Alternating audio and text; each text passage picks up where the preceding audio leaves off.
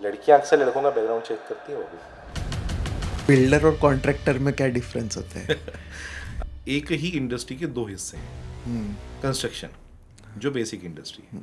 अभी मुझे घर बनाना है, मैं कैसे आइडेंटिफाई करूंगा कि सही कॉन्ट्रैक्टर कौन है? कई बार कस्टमर्स अपना माइंडसेट बना के बैठे होते हैं कि यार कॉन्ट्रैक्टर चोरी होगा। तो ऐसे कौन से रेड फ्लैग्स हो सकते हैं जो मैं आइडेंटिफाई कर सकता हूँ बिफोर गिविंग प्रोजेक्ट? हर कॉन्ट्रैक्टर कागज से घबराता है। अरे सर भरोसा नहीं है क्या, सर घर की बात है, मेरी जबानी काफ़ी है, भाग के थोड़ी जा रहा हूँ बाबू, यहाँ झोल है। हमारे पास एक हमने इकलौता, शायद मेरा एक फर्म है सेंटर इंडिया में, जो हम सामने वाले को सबसे पहले बोलते हैं कि मैं नया काम देने से पहले हमें वो लोग संपर्क करें जिनका कॉन्ट्रैक्टर भाग गया है, जिनका प्रोजेक्ट बंद पड़ा है, या जो अपने कॉन्ट्रैक्टर से खुश नहीं है। ये मैं सबसे पहले पिच करता हूँ हर जगह। जैसे घर बनाने के पहले अगर प्लॉट खरीदना है, ज़मीन खरीदनी है, तो क्या देख के मुझे खरीदना चाहिए? तो आप मुझे स्टेप बाय स्टेप प्रोसेस बताओ फ्रॉम स्टार्ट टू फिनिश। जैसे आपको अगर प्लॉट लेना है तो आपको सबसे पहले देखना होगा कि आसपास में क्या आने वाला है, और जिससे ले रहे हो उसकी क्रेडिबिलिटी क्या है। नहीं तो आजकल बहुत सारे प्लॉट ओनर्स हैं, जो लैंड डेवलपर्स हैं, जो एमएलएम सिस्टम पे भी प्लॉट बेचते हैं। अभी जैसे तो देखा जाए तो अभी बहुत इन नए ज़माने वाले अभी जो कंस्ट्रक्शन हो रहा है, बट जब अपन एंशेंट वाला टाइम देखते थे, वो इतने साल क्यों टिकते हैं फिर? सर वो चीज़ वो इस्तेमाल कर रहे हैं जो नेचुरल है। नेचर हमेशा जिंदा रहेगा, केमिकल की लाइफ है। पुराने ज़माने में भी गर्मी होती थी, पुराने ज़माने में भी इतना ज़्यादा टेम्परेचर होता था, लेकिन लोग सरवाइव क्यों करते थे? आप आज अपने इंडिया के जितने भी ऐतिहासिक जगहों पे चले जाओ, हवा महल क्यों फेमस है? सबसे ज़्यादा गर्मी जयपुर में टेम्परेचर है। आप जब भी हवा महल खड़े रहोगे आपको कूलिंग का ही एहसास होगा। हवा महल का पिछला हिस्सा बहुत बड़ा है, खुला है, पश्चिम की तरफ खुला है, वो सबसे ज़्यादा हवा वहाँ से आती है, और पूर्व की तरफ जाती है छोटी छोटी खिड़कियों से, जो कि ठंडक का एहसास देती है। तो एशियन सेंस की अलावा और कोई ऑप्शन नहीं है, अल्टरनेटिव ही नहीं है। फिर लोग वो यार वो डायरेक्शन खूबसूरत पे नहीं क्यों नहीं दिखता ना, जाते? वो खूबसूरत नहीं दिखता ना। आपको खूबसूरत दिखने वाली गर्लफ्रेंड चाहिए या फिर लॉन्ग टर्म चलने गर्लफ्रेंड चाहिए?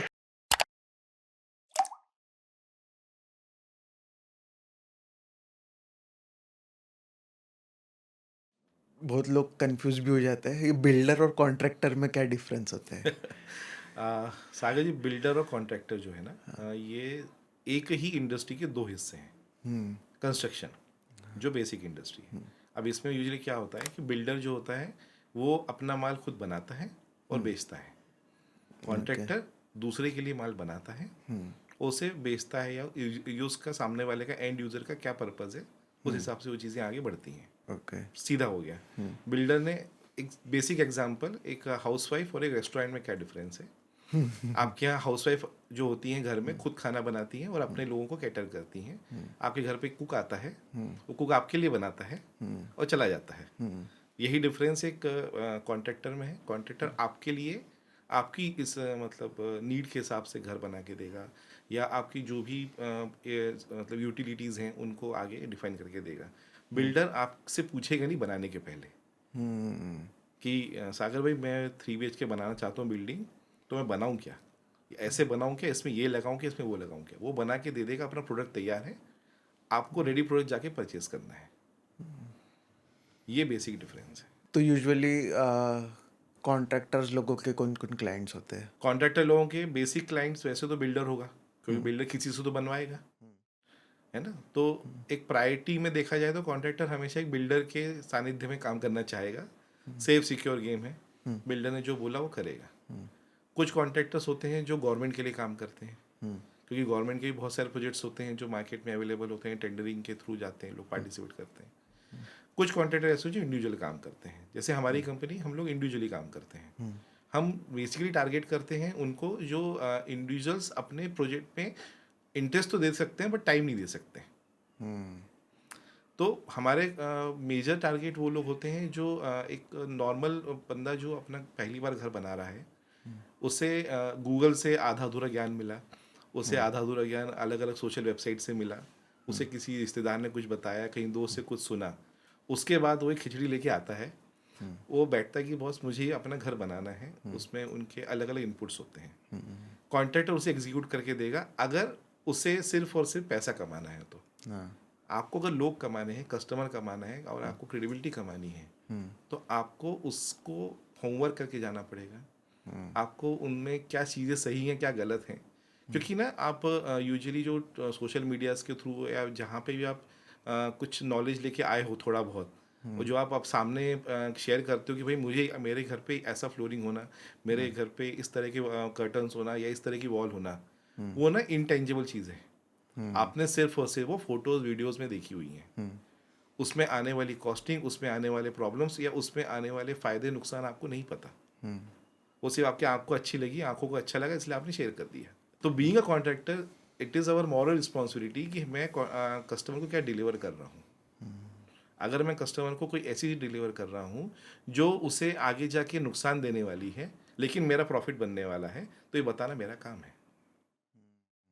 क्योंकि आज नहीं, 5 साल बाद, 10 साल बाद वो कस्टमर मेरे पास वापस आएगा, या तो खुश होके आएगा या गुस्से में आएगा। मैं बहुत खुश रहूँगा अगर वो मेरे साथ मेरे खुश होके आए और मुझे रिपीट काम दे। कोई भी बंदा ये नहीं चाहेगा कि वो आगे किसी तरह के विवाद में फंसे इन सब कारणों के कारण। तो इसलिए सबसे अच्छी चीज़ है ट्रांसपेरेंसी। कस्टमर के साथ आप रखो हर चीज़, ईच एंड एवरी एंगल आपको उन्हें बताना है। हर कस्टमर सुनेगा या नहीं सुनेगा, समझेगा या समझेगा, ये एक अलग विषय है। कई बार कस्टमर्स अपना माइंडसेट बना के बैठे होते हैं कि यार कॉन्ट्रैक्टर चोरी होगा, ये हमें जो बता रहा है। ये बहुत बेसिक परसेप्शन है और मुझे ये एक्सेप्ट करने में कोई शर्म नहीं है कि मार्केट में बेसिक परसेप्शन है कि कॉन्ट्रैक्टर चोर होता है। We are here to clarify that कि ये एक मिथ है ये। और ये मिथ क्यों है? Contract to contractor mindset change होगा जैसे customer to customer mindset change होगा। दोनों एक दूसरे से जुड़े हुए हैं। आपने घर में आलू की सब्जी ला के रखी हुई है और आप कुक को बोलोगे कि आज मुझे पनीर पालक खाना है, तो कुक कहाँ से बनाएगी? है ना? आपने जब उसको एक क्लास ए ग्रेड मटेरियल का स्पेसिफिकेशन अप्रूवल दिया हुआ है तो ही वो चीज़ लगाएगा वो। अब उसमें भी 2-3 तरह की चीज़ें होती हैं। जैसे बिल्डर, जैसे मैंने आपको बोला कि बिल्डर आपसे पूछेगा नहीं कोई सामान या कोई मटेरियल लगाते समय, वो तो लगा देगा जो लगाना है उसको। कॉन्ट्रैक्टर जो मोस्टली होते हैं 2 लेवल पे काम करते हैं। या तो वो सिर्फ आपको मैन पावर सपोर्ट देंगे, लेबर कॉन्ट्रैक्ट जिसे हम कहते हैं, और दूसरा होता है जो टर्न की, जो विथ मटेरियल आपको सारी चीज़ें end to end single point of contact आप रहो उसके लिए। जैसे हम लोग यूजुअली इसी पे काम करते हैं। वी आर द टर्न की कंस्ट्रक्शन कंपनी, जहाँ पे हम बिल्कुल नहीं चाहेंगे कि हमारे कस्टमर को 1 रुपए के लिए भी मार्केट में भटकना पड़े। मैं उनकी इच्छा की, उनकी एक्सपेक्टेशंस की कदर करते हुए उन्हें अलग अलग तरह के स्पेसिफिकेशन शेयर करूँगा। पहले उनके इनपुट्स ले लूँगा, उनकी जो नीड है समझ लूँगा। उसके बाद उसमें आने वाले, इस्तेमाल होने वाले मटेरियल्स हों चाहे प्रोडक्ट हों, उनकी लिस्ट बनाऊँगा, उसका बजट बनाऊँगा, और वो सारी चीज़ें मैं कस्टमर के साथ शेयर करूँगा। पहले कस्टमर का बजट अलाउ करेगा तो वो आगे बढ़ेगा, नहीं करेगा तो मैं उसे उसके अल्टरनेटिव्स दूंगा। अल्टरनेटिव्स में जैसे कंस्ट्रक्शन के तरीके हो गए, प्रोडक्ट की यूटिलिटी हो गई। आज बहुत सारे अलग अलग प्रोडक्ट के मल्टीपल ब्रांड्स मार्केट में अवेलेबल हैं। हर ब्रांड की अपनी खासियत है, हर ब्रांड की अपनी यूटिलिटी है। कमर्शियल में कुछ ब्रांड बहुत अच्छा काम करते हैं, इंडस्ट्रियल यूज़ में बहुत अच्छा काम करते हैं, बट वही ब्रांड बहुत ज़्यादा कॉस्टली होते हैं तो लोग रेजिडेंशियल में और इंडिविजुअल हाउसिंग में यूज़ नहीं करते। बहुत सारे अलग अलग फैक्टर्स होते हैं जो कि you are a specialize person. If you are a contractor, तो you should educate your customer कि ये चीज़ सही है, आप इसके थ्रू जा सकते हैं, ये चीज़ कॉस्टली है बट ये लॉन्ग टर्म के लिए अच्छी है। आप जितना ज़्यादा कन्वर्सेशन करेंगे अकॉर्डिंग, मतलब ट्रांसपेरेंट रहेंगे कस्टमर के साथ में, वो उतना ज़्यादा आपको ट्रस्ट करना शुरू करेगा, आपसे वो चीज़ सुनेगा। है ना? आप रिजिड रहोगे कि नहीं यही लगाना है, तब वो वहाँ पे बात आती है कि भाई यहाँ पे कुछ रेड फ्लैग्स हैं कॉन्ट्रैक्टर के पास। जब कोई कॉन्ट्रैक्टर रिजिड हो जाता है अपनी बातों पे, तो फ्लेक्सिबल हो सकते हैं। बिल्कुल होना चाहिए, कस्टमाइजेबल होना चाहिए, क्योंकि आप उनके लिए काम कर रहे हो ना कि वो आपके लिए काम कर रहे हैं। वो डिफरेंस मालूम होना चाहिए आपको। आप बिल्डर नहीं हो जो अपना प्रोडक्ट अपने कंडीशन पे बना के बैठा है, आप कॉन्ट्रैक्टर हो। आपको कस्टमर प्रायोरिटी है आपके लिए। आज किसी भी कस्टमर के लिए घर एक इमोशन है यार। बट जैसे आपने बोला कि वो टूटा फूटा नॉलेज लेके आते हैं और उसके कारण कैसा कि वो मे बी उनको कुछ ऐसा चाहिए जैसा उन्होंने पिंटरेस्ट पे देखा होगा या इंस्टाग्राम पे देखा होगा, फिर वो चीज़ें कंस्ट्रक्शन करते वक़्त फिर वो स्ट्रेंथ और ये सब चीज़ों पे भी इफ़ेक्ट करती है? मोस्टली मतलब ये 90% सिनेरियो है कि आप जो भी छोटा मोटा चीज़ें लोग सोशल मीडिया पे देख के आए हैं, उसमें 90% चांसेस ऐसे होते हैं जहां उन्होंने सिर्फ कॉस्मेटिक चीज़ें देखी हुई हैं। बहुत कम लोग होते हैं जो स्ट्रक्चरल चीज़ें लेके आते हैं या alternatives of the construction method लेके आते हैं। आप बता सकते हो मुझे कुछ कंस्ट्रक्शन मेथड्स जो लोगों को पता होने चाहिए? देखिए, आज लोगों को सिर्फ 2 मेथड्स पता हैं जिस पे मार्केट यूजुअली काम कर रहा है, या 3 मेथड्स हैं। जिस पे पहला हो गया लोड बेयरिंग स्ट्रक्चर, जिसमें पहले घर बनते थे कि हम दीवारों के ऊपर रूफ या स्लैब डालते थे। तब हम कॉलम बीम स्ट्रक्चर पे नहीं जाते थे। आजकल लोग कॉलम बीम फ्रेम स्ट्रक्चर पे काम करते हैं, आरसी स्ट्रक्चर पे काम करते हैं, जो उन्हें एक मजबूती देने का एहसास करता है। फिर वो एक्चुअल में मजबूत है नहीं, हाँ। वो एक अलग सेगमेंट पे हम बात कर सकते हैं, उसके लिए पूरे 2 घंटे में आपके लूंगा। ओके। लेकिन कंस्ट्रक्शन मेथड्स जो हैं, इसके अल्टरनेटिव्स भी बहुत अच्छे अच्छे हैं, जो लोग उस चीज़ को थोड़ा सा ग्रीन बिल्डिंग के थ्रू जो जाना चाहते हैं, जो अपने कार्बन इमिशन कम करना चाहते हैं, उनके लिए बहुत कम कॉस्ट में, ऑलमोस्ट आज की डेट में अगर कोई मार्केट में 2,000 रुपये स्क्वायर फीट से काम कर रहा है, तो आप उसका 30% रेट गिरा के काम कर सकते हो, और आप अपने घर का टेम्परेचर 10 से 12 डिग्री कंट्रोल कर सकते हो without using of air conditioning. ये कैसे होता है? ये हम लोग ऑलरेडी 9 प्रोजेक्ट इसके ऊपर कर चुके हैं। बेंगलोर में हमने शुरू किया था ये काम, और आज हम नागपुर के ही आसपास हमने ऑलमोस्ट 6 सिटीज़ में काम किया हुआ है, और नागपुर में भी एक प्रोजेक्ट हम कर रहे हैं उसको लेके। अलग तरह की ब्रिक्स यूज़ होती हैं, उन ब्रिक्स को लगाने का तरीका अलग है। ब्रिक्स कौन सी होती है फिर यूज़? उसके लिए अलग अलग कंपनीज ब्रिक बनाती हैं, बट वायर कट ब्रिक्स होती हैं वो, और जिनकी सरफेस और वो अंदर से पोरस होती हैं। ओके। पोरस होती हैं तो उनके अंदर एयर पॉकेट्स तैयार होते हैं। एयर पॉकेट्स आपके हीट और आपके एक ऐसे इंसुलेशन काम करते हैं। उस इंसुलेशन काम करते समय आपको अंदर और बाहर के टेम्परेचर का डिफरेंस आप मतलब बहुत अच्छे से इंजॉय कर सकते हो। गर्मियों में आपको अंदर ठंडक महसूस होगी, और ठंड में अंदर आप वार्म महसूस करेंगे। तो वो चीज़ें इस्तेमाल करते हैं, लेकिन उनकी एक प्रॉपर टेक्नोलॉजी है, जिसे उनका इंस्टॉलेशन किस तरीके से करना होता है, उसके लिए स्किल्ड लोग की टीम होती है, क्योंकि उसकी रूफिंग भी अलग होती है, उस पर स्लैब भी अलग तरीके से डलता है। क्योंकि आपके घर में हम मिनिमम यूज़ कर रहे हैं सीमेंट का। फिर क्या यूज़ होता है? सीमेंट नहीं, सीमेंट ही यूज़ होगा उसमें, पर मैंने कहा मिनिमम यूज़ करेंगे। सीमेंट का जो बेसिक प्रोडक्ट है ना, मतलब जो उसका कच्चा माल होता है, वो फ्लाई ऐश है, जो कोयले से निकलता है। फ्लाई ऐश हम सब जानते हैं कि जितना ज़्यादा आप उसको स्ट्रेंथन करोगे या कॉम्पैक्ट करोगे, उसमें ना हीट एब्जॉर्प्शन कैपेसिटी है। इसीलिए फ्लाई ऐश से बनी ईंटों से जो रूम बनते हैं, वो बहुत ज़्यादा गर्म होते हैं। अगर जब हम जिस नागपुर में बैठे हैं, हम विदर्भ का एरिया है, यहाँ सबसे ज़्यादा गर्मी होती है, और इन गर्मियों में अगर हम लोग अल्टरनेटिव अगर हमने फ्यूचर में नहीं लिए, तो हम जो ग्लोबल वार्मिंग का सबसे बड़ा हिस्सा हम बन रहे हैं। हम बढ़ा रहे हैं वो चीज़ जाने अनजाने में। तो फिर आप मुझे ब्रिक सजेस्ट करो, जो यानी अगर किसी को नया घर कंस्ट्रक्ट करना है तो कौन सी ब्रिक्स लगानी चाहिए उन्हें? देखिए, रेड ब्रिक्स कभी भी लगाना चाहिए, बट रेड ब्रिक्स में भी वो ब्रिक्स जिनमें फ्लाई ऐश का इस्तेमाल नहीं हुआ है। बहुत सारे मैन्युफैक्चरर्स हैं जो प्योर मतलब क्ले ब्रिक्स बनाते हैं।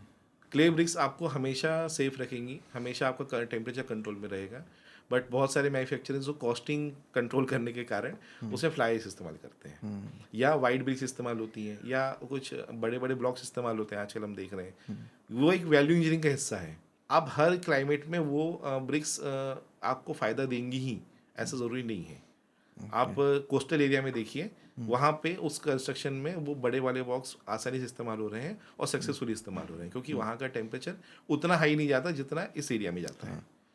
हमारे यहाँ पे भी बहुत सारे बिल्डर्स हैं जो अभी भी रेड ब्रिक्स पे काम कर रहे हैं, और वो अपनी उस चीज़ को लेके चल रहे हैं। उस चीज़ को उन्हें पता है कि रेड ब्रिक्स का इस्तेमाल किस क्लाइमेट में और किस एरिया में करना चाहिए हमने। तो ब्रिक्स एक बहुत बेसिक चीज़ है, जो हर कोई इंसान अपना एक 500 स्क्वायर फीट का घर भी बना रहा है अगर, तो उसे 2 चीज़ों पे ध्यान देना बहुत ज़रूरी है, कि उसका आरसीसी यूटिलाइजेशन कम से कम हो, और वो रेड ब्रिक्स कम से कम क्ले वाली जो है, भले ही वो 2 रुपये महंगी आएंगी, बट आप ब्रिक्स और ये सब चीज़ें बार बार इस्तेमाल नहीं करने वाले। ये वन टाइम चीज़ें हैं, और ये आपका मेंटेनेंस और आपके घर में बाकी चीज़ों का मेंटेनेंस घटा देंगी। आपने नितिन गडकरी के घर का देखा है, वो स्ट्रक्चर कैसा बना हुआ है और वो ब्रिक्स कौन सी यूज़ की हाँ, उन्होंने वही इस्तेमाल किया हुआ है, है ना, क्ले वाली। क्ले वाली इस्तेमाल। लेकिन क्ले वाली इस्तेमाल में जैसे मैंने आपको बताया वायर कट जो होती हैं, हाँ। जो अंदर से पोरस होती हैं।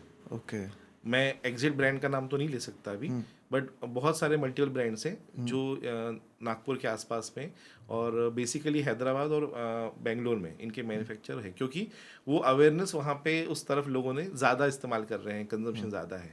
हमारे यहाँ पे भी हम लोगों ने बालाघाट में इस्तेमाल किया है ये जगह, ये चीज़ हमने छिंदवाड़ा में इस्तेमाल की है, मैं जबलपुर में किया है मैंने। अभी जबलपुर से 89 किलोमीटर के आसपास एक जगह है जहाँ मैं कल था, वहाँ पे काफ़ी इंटीरियर में जगह है वो, वहाँ पे वो मटेरियल पहुँचना मुश्किल है, बट वहाँ तक नॉलेज पहुँच गया। नॉलेज पहुँचा तो मटेरियल पहुँच गया। हमने वो एग्जीक्यूशन भी किया, फार्म हाउस बनाया वहाँ पे, उस फार्म हाउस को हमने उसी प्रोडक्ट से बनाया हुआ है।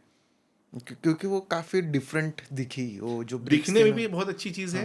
आप उसमें बेसिकली आपका सैंड प्लास्टर का पैसा बच जाता है। आप सैंड प्लास्टर नहीं कर रहे हो, दैट मीन्स आप वहाँ पे दो चीज़ें कम कर रहे हो। आपने सीमेंट कम कर दिया, आपने सिरेमिक वहाँ पे कम कर दिया, सिलिका सैंड आपकी ख़त्म हो गई, टेम्परेचर आपका वैसे ही कंट्रोल में आ गया। उनके बिल्डिंग का स्ट्रक्चर भी कुछ एक डिफरेंट तरीके से वो स्ट्रक्चर वो बिल्ट हुआ है। स्ट्रक्चर जो है वो एरोडायनेमिक स्ट्रक्चर है, जहाँ पे अंदर चलने वाली जो आसपास से चलने वाली जो हवाएं हैं, जिसे हम गर्म हवा जो लू कहते हैं हम उसे, तो जब लू एक बड़े से एरिया में से एंटर करेगी और छोटे से हिस्से में से बाहर आएगी तो ठंडी हो जाएगी। तो जब बिल्डिंग के ओरिएंटेशंस हैं, तो आपके यहाँ के जो वेंटिलेशंस हैं, अगर वो वेंटिलेशन एक सर्टेन एंगल पे हैं, तो जब आपको पता है कि हवाएं किस तरह से चलती हैं, मोस्टली हवाएं वेस्टर्न साइड से आती हैं, तो जब हवाएं वेस्टर्न साइड से आ रही हैं, गर्म हवाएं आ रही हैं मई जून में नागपुर की तपती दोपहरी में, और वो एक बहुत बड़े एरिया में अंदर जा रही है और छोटे एरिया से बाहर आ रही है, तो ठंडक लेते हुए बाहर आ रही है। और जो कॉलम्स वगैरह भी देखेंगे तो काफ़ी मोटी मोटी थी। देखिए, कॉलम्स तो डिपेंड करते हैं कि आपने उस स्ट्रक्चर को स्ट्रेंथन कितना बनाना है। तो आप कितने भी बड़े कॉलम तभी डिपेंड करेंगे कि आपको स्ट्रक्चर का उसकी टेंसाइलमेंट या उस पर आपको कितना लोड आगे देने वाले हैं, आपने क्या पर्पस से उसको बनाया हुआ है। अदरवाइज बहुत नॉमिनल कॉलम पे भी चीज़ें बनती हैं, और आजकल एक नया सिस्टम आया है जिसे माइवन स्ट्रक्चर कहते हैं, जो एक नागपुर में एक बहुत बड़े बिल्डर हैं बलता रोड बेसा में, उन्होंने पूरा टाउनशिप उसी स्ट्रक्चर से बनाया हुआ है। क्या बोलते हैं उस स्ट्रक्चर को? माइवन माइवन स्ट्रक्चर। ओके। जो कि टनल फॉर्मेशन की तरह बनता है, वर्टिकल टनल बनती है। अब वर्टिकल टनल बन रही है तो आप समझो कि वर्टिकल टनल्स में कॉलम्स नहीं है, बीम नहीं है, वॉल नहीं है, सिर्फ और सिर्फ जो बीम कॉलम और वॉल का काम एक आरसीसी वॉल कर रही है। आप उस आरसीसी वॉल को कंस्ट्रक्ट किए जा रहे हो, एक के ऊपर एक, एक के ऊपर एक, बहुत फास्ट कंस्ट्रक्शन होता है वो। हमारे यहाँ बहुत सारे बिल्डर्स हैं वो काम कर रहे हैं। इसका यूजुअली इस्तेमाल लोग हाई राइज के लिए करते हैं और कमर्शियल यूटिलिटी करते हैं, क्योंकि उसमें ना आप ये नहीं कर सकते, कस्टमाइजेशन आपके लिए करना पॉसिबल नहीं होता। फिर स्ट्रेंथ भी ज़्यादा होती है वो वाले स्ट्रक्चर से? नहीं, स्ट्रेंथ कैलकुलेशन सेम होता है, पर जो हम लोग पॉइंट लोड जो कैलकुलेट करते हैं नॉर्मल आरसीसी फ्रेम स्ट्रक्चर में भी, वो भी पॉइंट लोड उसमें भी सेम कैलकुलेट किया जाता है, बट उसमें consumption of the other material जो है अदर देन आरसीसी वो काफ़ी कम हो जाता है। बट उसमें आपको बहुत सारी चीज़ें साइमल्टेनियसली वर्कआउट करना होती हैं, जिसमें हम कुछ जैसे आप इलेक्ट्रिकल कंडक्ट्स होते हैं आपके, प्लम्बिंग कंडक्ट्स होते हैं आपके, वो आपको from the day one you know कि कहाँ प्लेसमेंट होने वाली है। ऑब्वियसली आरसीसी वॉल में आप वापस ट्रेंचिंग करके वो चीज़ पॉसिबल नहीं है करना आपको। तो जब आप कास्टिंग कर रहे होंगे आपने, तभी आपको सारे इलेक्ट्रिकल कंडक्ट्स और आपके इलेक्ट्रिकल बोर्ड्स की लोकेशंस फाइनल होना चाहिए। उस समय आपके पास कोऑर्डिनेशन जो है, आपके पास इलेक्ट्रिकल कंसल्टेंट के ड्राइंग्स, आपके पास प्लम्बिंग कंसल्टेंट के ड्राइंग्स और आर्किटेक्ट के ड्राइंग्स, ये सारे आपके जब तक सुपर इम्पोज नहीं होंगे आप उसको एग्जीक्यूट ही नहीं कर सकते। तो फिर यानी काफ़ी वेल प्लानिंग के साथ करना पड़ता है उसको। आज सागर भाई हर चीज़ प्लानिंग के साथ चलती है। अगर आप प्लानिंग के साथ नहीं हो तो आप एक नॉर्मल कॉन्ट्रैक्टर हो जो एक या दो बार या 4 प्रोजेक्ट अच्छे से कर पाएगा, छठे प्रोजेक्ट में वो घुस जाएगा। कॉन्ट्रैक्टरशिप फेल होने के पीछे ही रीज़न ये है कि लेस प्लानिंग और जीरो प्लानिंग और ग्रीडीनेस।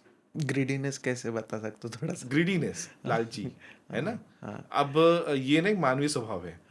आपको दिख रहा है कि मेरे सामने एक 50 लाख का प्रोजेक्ट आया हुआ है, एक आपने बेसिक कैलकुलेशन कर लिया कि आप वो प्रोजेक्ट 50 लाख में कर सकते हो। अब 50 लाख में प्रोजेक्ट करते समय आप पहले हिसाब लगाओ कि मेरा कितना जब आपने हिसाब लगाया मेरा कितना, 15% 10% का आपने जो भी प्रॉफिट रखा होगा आपने, आप 30-40 लाख में प्रोजेक्ट बनाना चाहोगे। आपने जब ये भावना ले आए ना आप, तो आप उस समय आप इरोजन की तरफ जा रहे हो, क्योंकि इस समय आप फर्स्ट नहीं हो, वो पैसा आपका नहीं है। That is a hard earn money from the customer, जो उसने जैसे तैसे बैंक से खुद के पैसे इकट्ठा करके इमोशन के थ्रू आपके हाथ में दे रहा है वो। तो उसके पैसे की प्लानिंग किए बिना आप अपना प्लान नहीं बना सकते। आपको सबसे पहले उसकी नीड समझ के उसे आप ये भी बोल सकते हो कि सर 50 लाख का बजट आपने रखा ज़रूर है, बट आप ये 4 पॉइंट इस्तेमाल करेंगे तो हो सकता है ये काम 35 में हो जाए। देखिए, आप कमा उतनी पैसा रहे हैं उसमें भी, आप 50 लाख के प्रोजेक्ट में भी 5 लाख कमा रहे हो, आप 35 लाख में 5 लाख कमा रहे हो। बट सही तरीके से आप सामने वाले का आप बताइए ना, आप डिस्काउंट के लिए हर कोई तैयार होता है, बट आप डिस्काउंट की बजाय सामने वाले को कॉस्ट कटिंग दे रहे हो। एक वैल्यू इंजीनियरिंग जिसे हम कहते हैं, वैल्यू इंजीनियरिंग का मतलब ही वही है कि आप प्रोडक्ट की प्राइस कम करके वैल्यू बढ़ा रहे हो। आज आप एक ये कॉफ़ी कप लेके यहाँ पे है, इस कॉफ़ी कप को आप फॉर एग्जांपल 100 रुपीज़ का लेके आए हैं। हो सकता है मैं जाऊँ और मैं इसे कहीं से 75 का लेके आऊँ, कोई और ज़्यादा स्किल्ड बंदा हो सकता है वो 65 का लेके आए, 55 का लेके आए, इसका प्राइस तो उतना ही रहेगा ना। सेम चीज़ आप कस्टमर के एंड में जब जाते हो, तो कस्टमर को जब आप तक वो चीज़ बताना शुरू करोगे आप कि सर आप ये चीज़ इस तरीके से करोगे, इसमें ये पैसा आप बचा सकते हो, लेकिन आप यहाँ पैसा मत बचाओ, इसमें खर्च करो। लोग क्या करते हैं ना, कॉस्मेटिक दिखने में पैसा खर्च करते हैं, है ना, मेकअप में ज़्यादा पैसा खर्चा होता है, लेकिन डॉक्टर के पास आप जाना नहीं चाहते। बाहर के ब्यूटिफिकेशन पे ज़्यादा होता है, अंदर के नहीं ब्यूटिफिकेशन होता पे। है ना। सुबह एक दिन काली चाय पीने को मिल जाए तो 2 दिन अपन चिल्लाते हैं कि अरे यार आज दूध नहीं है क्या है ना। लेकिन बार बार क्या जाके या ब्यूटी पार्लर में जाके हम 500-600 रुपये खर्च करके आ जाएंगे, तब हम बिल्कुल भी गिल्ट फील नहीं होने वाला। एग्जैक्टली वो प्रॉब्लम आती है, कस्टमर को ये चीज़ आपको समझाना ज़रूरी है कि सर बाहर का पेंट, बाहर के आने वाले टाइल्स, ये सारी चीज़ें आप 10 साल बाद चेंज कर सकते हो, बट क्या आप आरसीसी चेंज कर सकते हो? क्या आप कॉलम फ्रेम स्ट्रक्चर चेंज नहीं कर सकते, आप अपने ब्रिक वर्क चेंज नहीं कर सकते, आप प्लास्टर चेंज नहीं कर सकते, आप इंटरनल कंसील्ड प्लम्बिंग चेंज नहीं कर सकते, आप इंटरनल वायरिंग चेंज नहीं कर सकते। आपको उसमें पैसा डालना होगा। आप लगा हुआ टीएमटी स्टील जो है वो चेंज नहीं कर सकते। अगर वो रस्टेड है, आपने वो लो क्वालिटी का इस्तेमाल किया हुआ है, तो आप बाहर कितना भी ज़्यादा सुंदर बना लीजिए, थोड़े ही झटकों में वो चीज़ गिर सकती है। तो इनको अगर आपने अवॉइड करना है तो सबसे पहले ध्यान देना है स्ट्रक्चर पे। अगर आपकी हड्डियाँ मजबूत नहीं है तो आप अपनी स्किन पे क्या भी लगाइए। सही बात है। जैसे अभी मुझे घर बनाना है, मैं कैसे आइडेंटिफाई करूँगा कि सही कॉन्ट्रैक्टर कौन है ना? क्योंकि वो रेड फ्लैग्स दिख के नहीं आते। हर कोई तो अच्छी अच्छी बातें करते हो और फिर एक बार प्रोजेक्ट हो गया, मेरा पैसा चले गया, फिर तो मैं फंस गया हूँ। अब मुझे तो करना उनके साथ कंप्लीट पड़ेगा, एक बार प्रोजेक्ट स्टार्ट हो गया तो ऐसे कौन से रेड फ्लैग्स हो सकते हैं जो मैं आइडेंटिफाई कर सकता हूँ बिफोर गिविंग प्रोजेक्ट? बहुत बढ़िया चीज़ है ये, एक बहुत आसान सा इसका एक एक्सरसाइज है। आप ना, कोई भी बंदा किसी बंदी को अप्रोच करता है तो एक बैकग्राउंड देखता है। लड़कियां अक्सर लड़कों का बैकग्राउंड चेक करती हैं बाबू, है ना, कि ये भाई ये बंदा सही है नहीं है। तो जब आप इतनी रिलेशनशिप में बैकग्राउंड चेक कर रहे हो, शादी के लिए आप 4-4 5-5 लड़कियां देखने जाते हो, तो आप कॉन्ट्रैक्टर के लिए एक ही कॉन्ट्रैक्टर क्यों देख रहे हो? या आप कॉन्ट्रैक्टर का बैकग्राउंड क्यों नहीं चेक कर रहे हो? यार मेरे बड़े भाई साहब ने कॉन्ट्रैक्टर लेके आ गए हैं, अच्छा होगा। यार मेरी मौसी ने कॉन्ट्रैक्टर सजेस्ट किया था, वो अच्छा होगा। क्यों अच्छा होगा? क्या उन्होंने उसके ऊपर पीएचडी की हुई है क्या? नहीं ना, उन्होंने भी कहीं से सुना ही होगा, या उन्हें अच्छे बुरे एक्सपीरियंस आए होंगे, तभी आपको सजेस्ट कर रहा है वो। पर किसी भी कॉन्ट्रैक्टर के बारे में जानना है ना, तो उसके किए हुए प्रोजेक्ट पे कभी नहीं जाना चाहिए, उसके चलते हुए प्रोजेक्ट पे जाना चाहिए।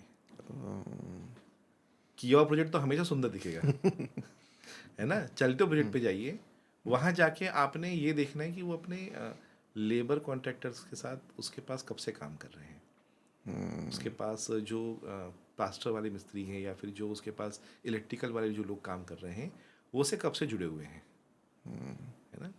एक बहुत अच्छी एक थॉट प्रोसेस बताई गई है कि आपके दोस्त और आपका नौकर जितना पुराना होगा ना, आप उतने ज़्यादा अपने आप को सोसाइटी में आप हाई लेवल पे जा सकते हो। आदमी के पुराने दोस्त, वो पुराना नौकर, ये उसकी डिग्निटी बताता है। आपके साथ लोग कब से जुड़े हुए हैं, ऐसा तो नहीं मजबूरी में जुड़े हुए हैं। आज बहुत सारे ऑप्शन है लोगों के पास। लेबर कॉम भी ऐसी है कि उनको आज यहाँ काम नहीं मिला तो कल वहाँ काम मिलने ही वाला है।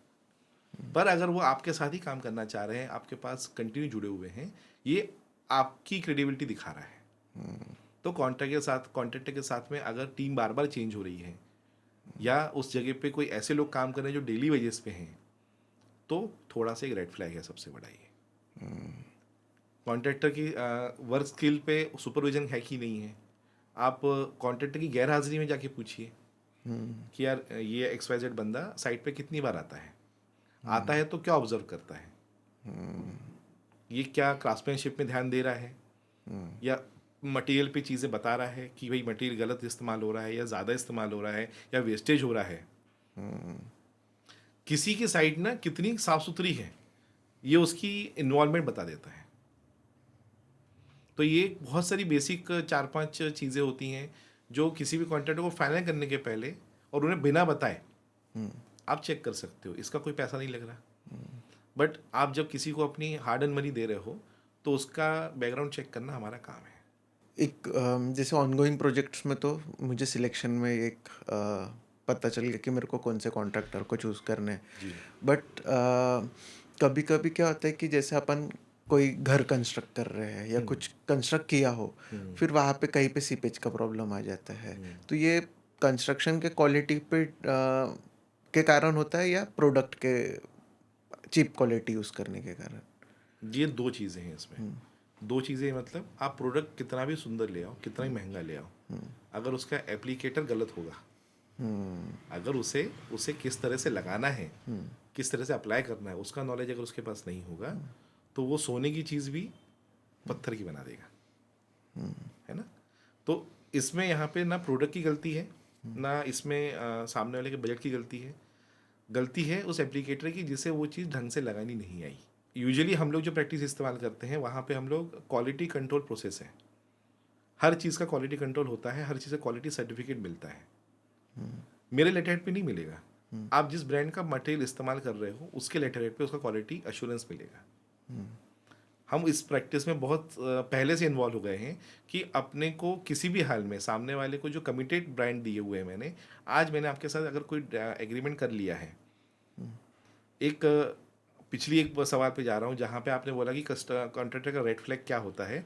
उसमें एक पॉइंट बहुत इंपॉर्टेंट है, हर कॉन्ट्रैक्टर कागज से घबराता है, एग्रीमेंट से घबराएगा।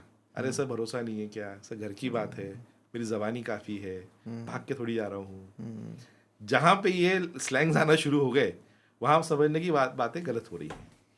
तो इसलिए जो बंदा क्वालिटी देना चाहेगा ना, वो आपको लिख के देगा, और जो लिख के दे रहा है उसके ऊपर वो ना उसके बाहर जा सकता है, ना कस्टमर उसके बाहर जाएगा, ना कॉन्ट्रैक्टर उसके बाहर जाएगा।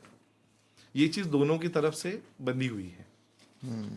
तो अगर आप थोड़ा बहुत भी उसमें नॉलेज रखते हैं और आप उसको अगर आप अपनी फील्ड से और अपने काम से प्यार करते हैं, तो आप कस्टमर को मल्टीपल क्वालिटीज़ देना और मल्टीपल लेवल पे क्वालिटी एश्योरेंस देना पसंद करोगे।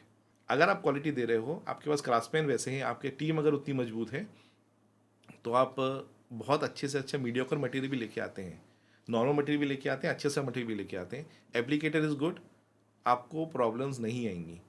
हम सब 10 साल की वारंटी देते हैं हर प्रोजेक्ट पे ऊपर, प्रोजेक्ट का क्वांटम कुछ भी हो।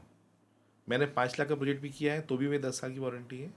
5 करोड़ का प्रोजेक्ट करूंगा तब भी 10 साल की वारंटी है, रिटर्न में है। और सीपेज हो गया तो मैं रिपेयर करके दूंगा। पहले उसके रीज़न समझूंगा मैं कि अगर सीपेज जैसी बेसिक चीज़ हो रही है, सीपेज होने के बहुत सारे रीजंस होते हैं।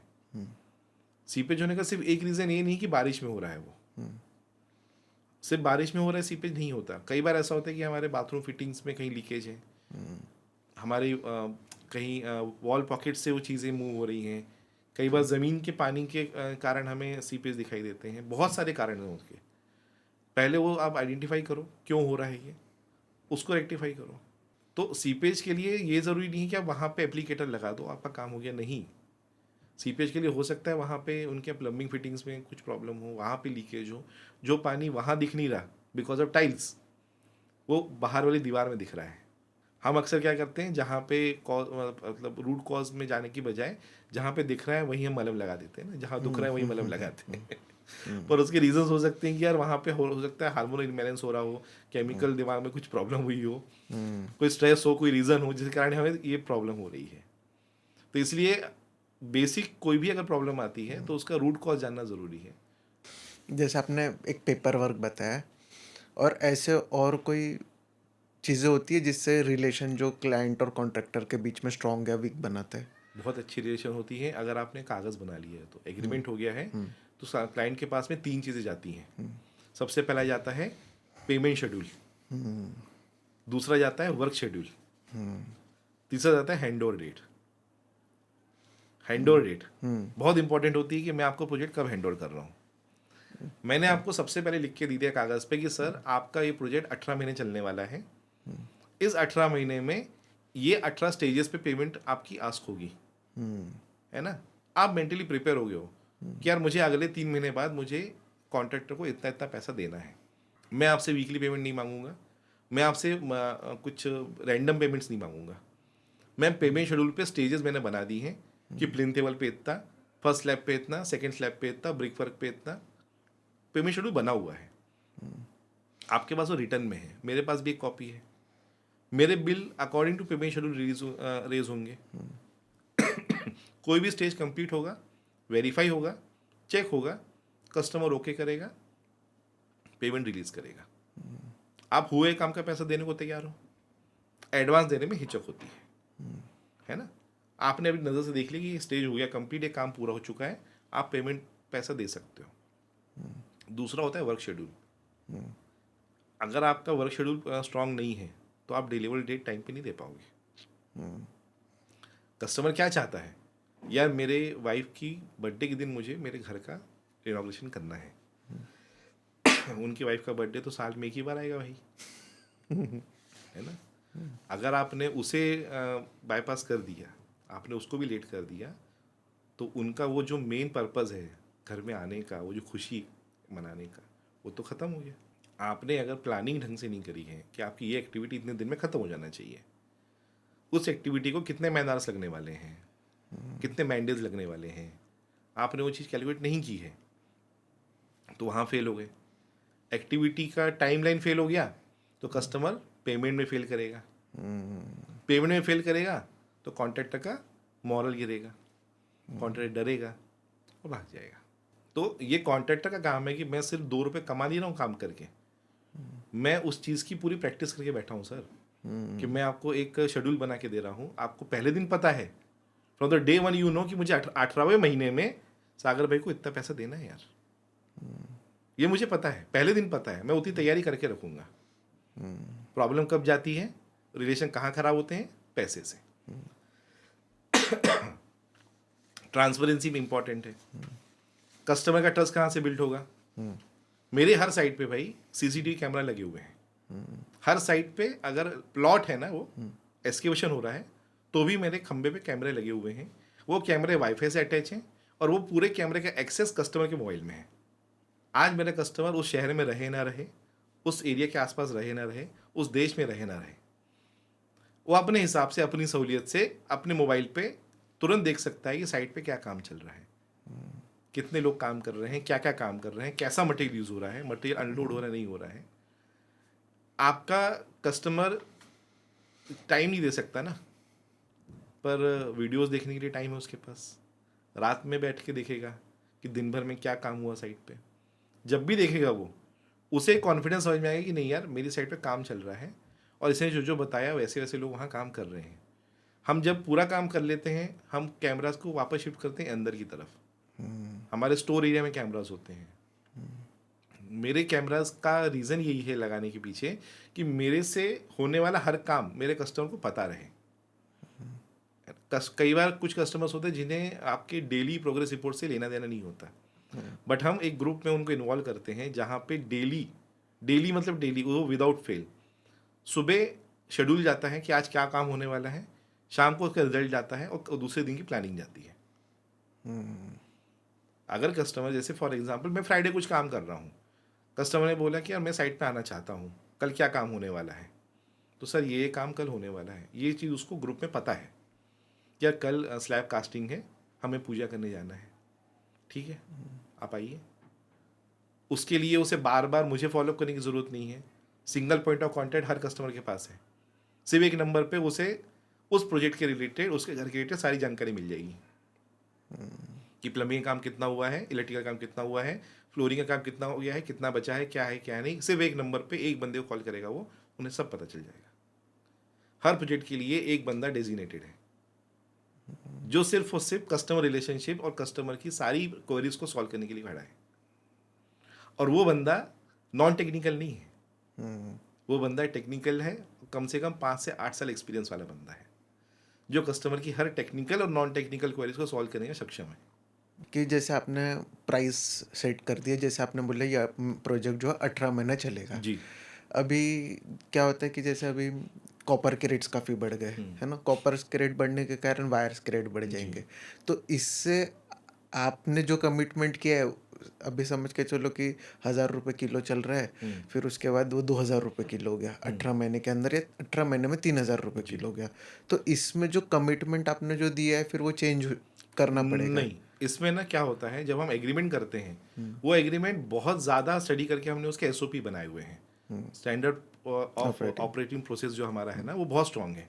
हमने वो सारे जो एक्सपेक्ट्स हैं उसमें डाल के रखे हैं कि जैसे आप जो एग्जांपल दिया कॉपर का, अगर कॉपर का रेट इन्फ्लेट कर रहा है तो प्लस माइनस एक सर्टेन परसेंटेज पे हमने उनको बता दिया कि भाई 5% तक का होगा तो हम बियर कर लेंगे, पर अगर वो बियॉन्ड 5% जाता है तो वो आपको उसमें इन्वॉल्व होना पड़ेगा, कस्टमर को उसमें इन्वॉल्व होना पड़ेगा। वो undertaking from the day one, you know कि ये 5-6 मटीरियल्स हैं यार जिसमें इन्फ्लेशन होता है।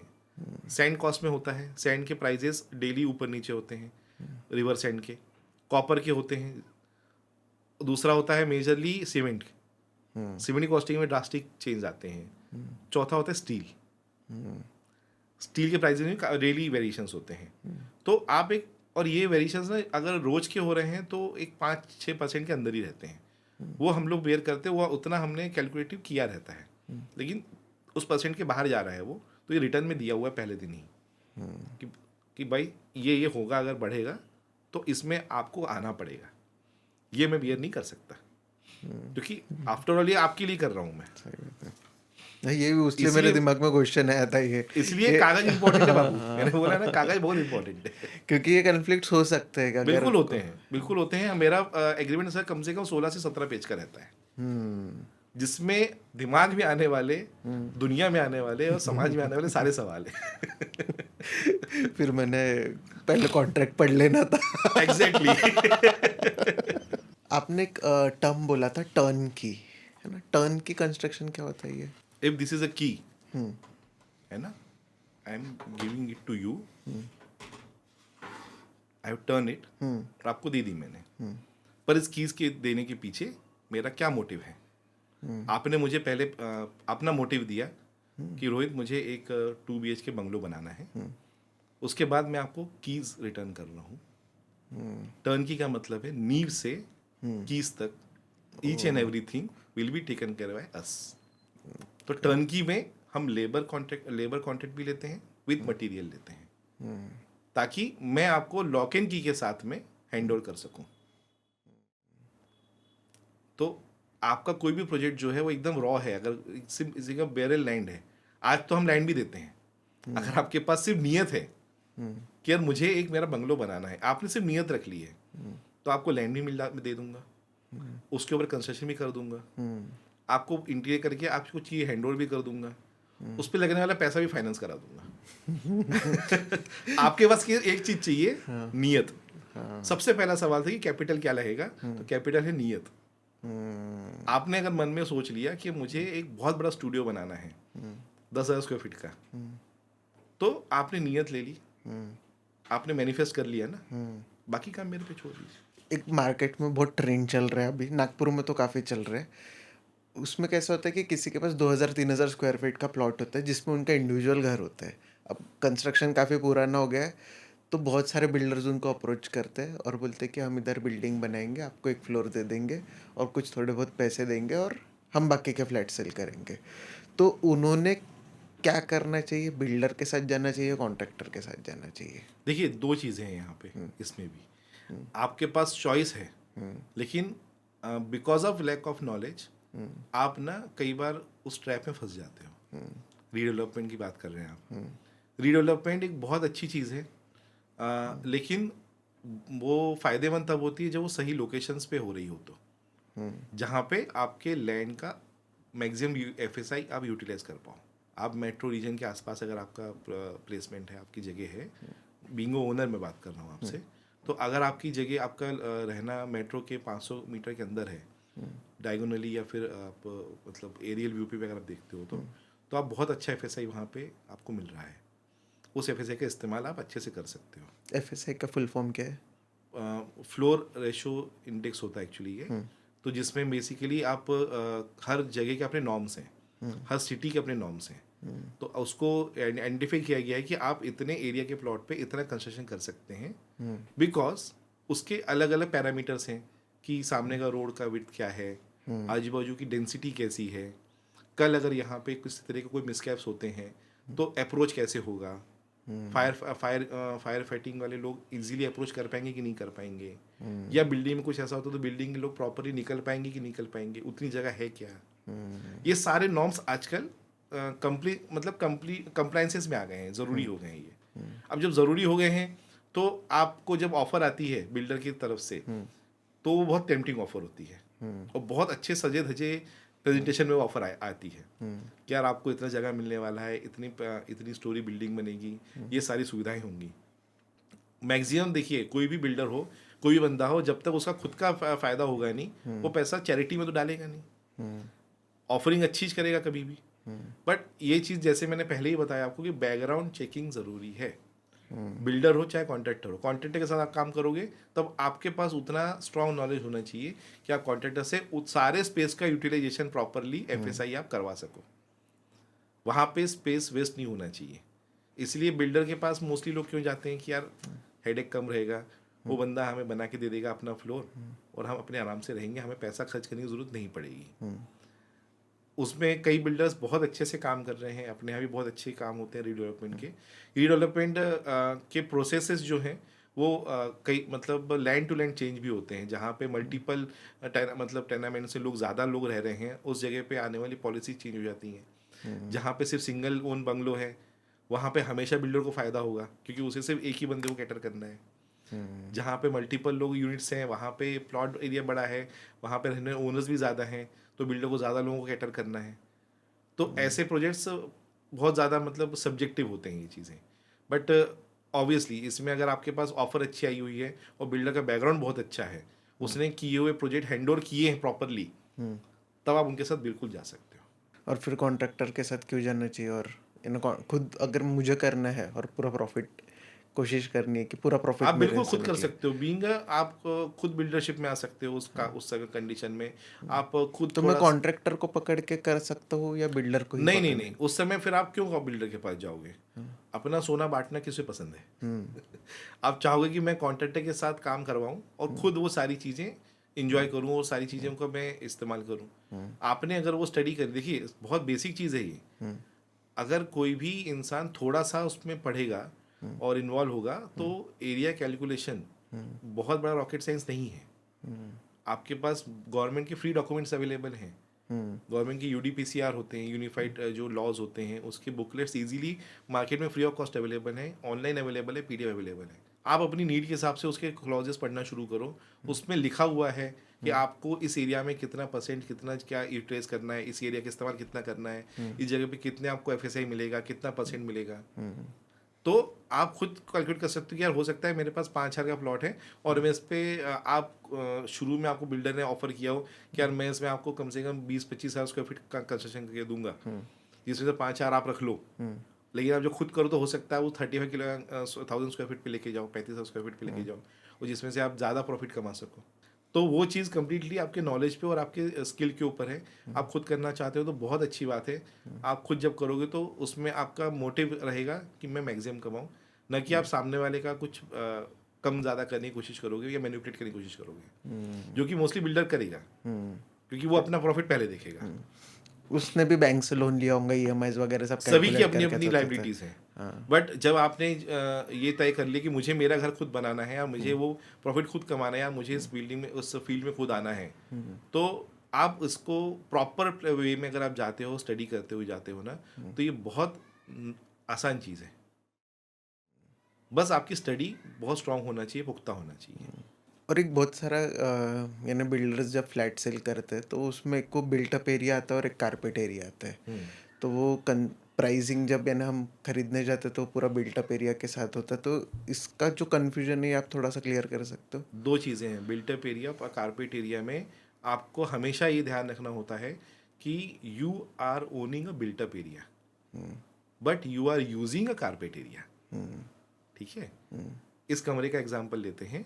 इस कमरे का अगर साइज अगर 300 स्क्वायर फीट के आसपास अगर होगा, ये इसमें दीवारें भी हैं, है ना। अगर आज हम इसे carpet area means wall to wall internally हम इसे अगर काउंट करें तो ये 300 से कम निकलेगा। मैं मतलब अराउंड 270-275 स्क्वायर फीट निकलेगा ये। लेकिन अब इसे आउटर आउटर वॉल पे काउंट करेंगे ना तो ये 300 पूरा निकलेगा। बिल्टअप एरिया में आपकी बनी हुई दीवारों की थिकनेस भी आ गई, जो दीवारें हैं उनका पूरा एरिया उसमें आ गया। कारपेट एरिया में सिर्फ वो एरिया आया जो आप इंटरनली यूज कर सकते हो। You can not go beyond this wall ना, बट ये आपकी ओन कर रही है, आपकी जगह पे एग्जिस्ट करती है, आपने इसके पैसे दिए हुए हैं। तो जो प्लॉट पे जो जगह बनी हुई है, जो वॉल बनी हुई है, वो वॉल आपकी है। तो आप उसको इस्तेमाल इंटरनली कर सकते हो, लेकिन वो जगह एग्जिस्ट करती है। Construction area, built up area, usable area, carpet area. अच्छा। और ये जो पैसेज वगैरह होता है हाँ। बिल्डिंग्स वगैरह में, हाँ। फिर उसका कॉस्ट कौन पे करता है? कस्टमर पे करता है, बिल्डर पे करता है? उसका कॉस्ट हमेशा कस्टमर पे करता है। बिल्डर कभी पे नहीं करेगा किसी भी चीज़ के लिए।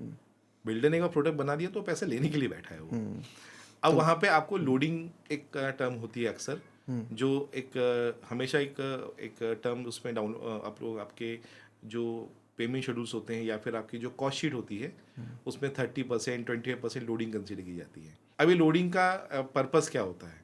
लोडिंग का पर्पस है कि कॉमन एरियाज, पैसेज हो गया, लॉबी हो गया, लिफ्ट का डक्ट हो गया, स्टेयरकेस का एरिया हो गया, उसे एक सर्टन एरिया, फॉर एग्जांपल अगर वो एक 1000 स्क्वायर फीट का एरिया हो रहा है उस फ्लोर प्लेट पे, उसे इक्वल डिवाइड किया जाएगा वहाँ के पूरे टोटल ओवरऑल बिल्टअप एरिया में। फॉर एग्जांपल 10,000 स्क्वायर फीट का कंस्ट्रक्शन है, जिसमें से 2000 के आसपास का जो एरिया है जो कॉमन एरिया जा रहा है, जिसमें पैसेज हो गया, लॉबी और ये लिफ्ट और इसका स्टेयरकेस के लिए, तो उसे एक सर्टन परसेंटेज में डिवाइड किया जाएगा और वो परसेंटेज लोड किया जाएगा कस्टमर की कॉस्ट के ऊपर। ओके।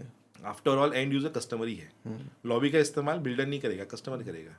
लिफ्ट का इस्तेमाल कस्टमर करेगा, तो पैसा भी कस्टमर देगा। ओके, तो वो पर स्क्वायर फीट में फिर वो ऐड हो जाएगा? पर स्क्वायर फीट में वो परसेंटेज ऐड हो जाएगा। एम्यूनिटीज के कारण भी चेंज हो एमिनिटीज के सकता है? अलग इसके चार्जेस लोग लेते हैं। जैसे पार्किंग चार्जेस लेना अलाउड नहीं है, आप पार्किंग चार्ज अलाउड नहीं कर सकते। पार्किंग का जो एरिया है आप उसे बिल्टअप में लोग मोस्टली कैलकुलेट करते हैं और उसे आप अलग से चार्ज नहीं कर सकते, क्योंकि आप पार्किंग अगर आपकी अलॉटेड पार्किंग है तो आप बिल्कुल भी चार्ज नहीं कर सकते। इवन दो किसी भी पार्किंग एरिया को आप अलग से चार्ज नहीं कर सकते।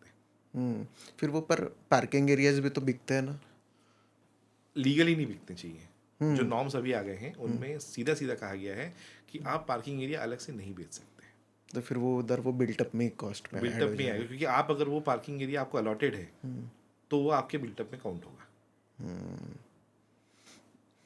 फिर अगर किसी के पास ज़्यादा कारें रही और उनको ज़्यादा स्पेस लग रही है तो फिर वो तो उस समय फिर वो म्यूचुअल अंडरस्टैंडिंग होती है सोसाइटी में कि यार किसी के पास अगर एक्स्ट्रा पार्किंग है या ओपन पार्किंग बनाई हुई है तो ओपन पार्किंग इस्तेमाल करते हैं। बिल्डर्स के पास ये एक बहुत ज़्यादा लिबरल चीज, मतलब उनके पास लिबर्टी है उस चीज़ की कि वो जितनी अलॉटेड पार्किंग दे रहे हैं वो उससे ज़्यादा ओपन पार्किंग भी दे सकते हैं। बट ओपन स्पेस छोड़ना फ्री ऑफ कॉस्ट ये हर किसी को पसंद नहीं आता।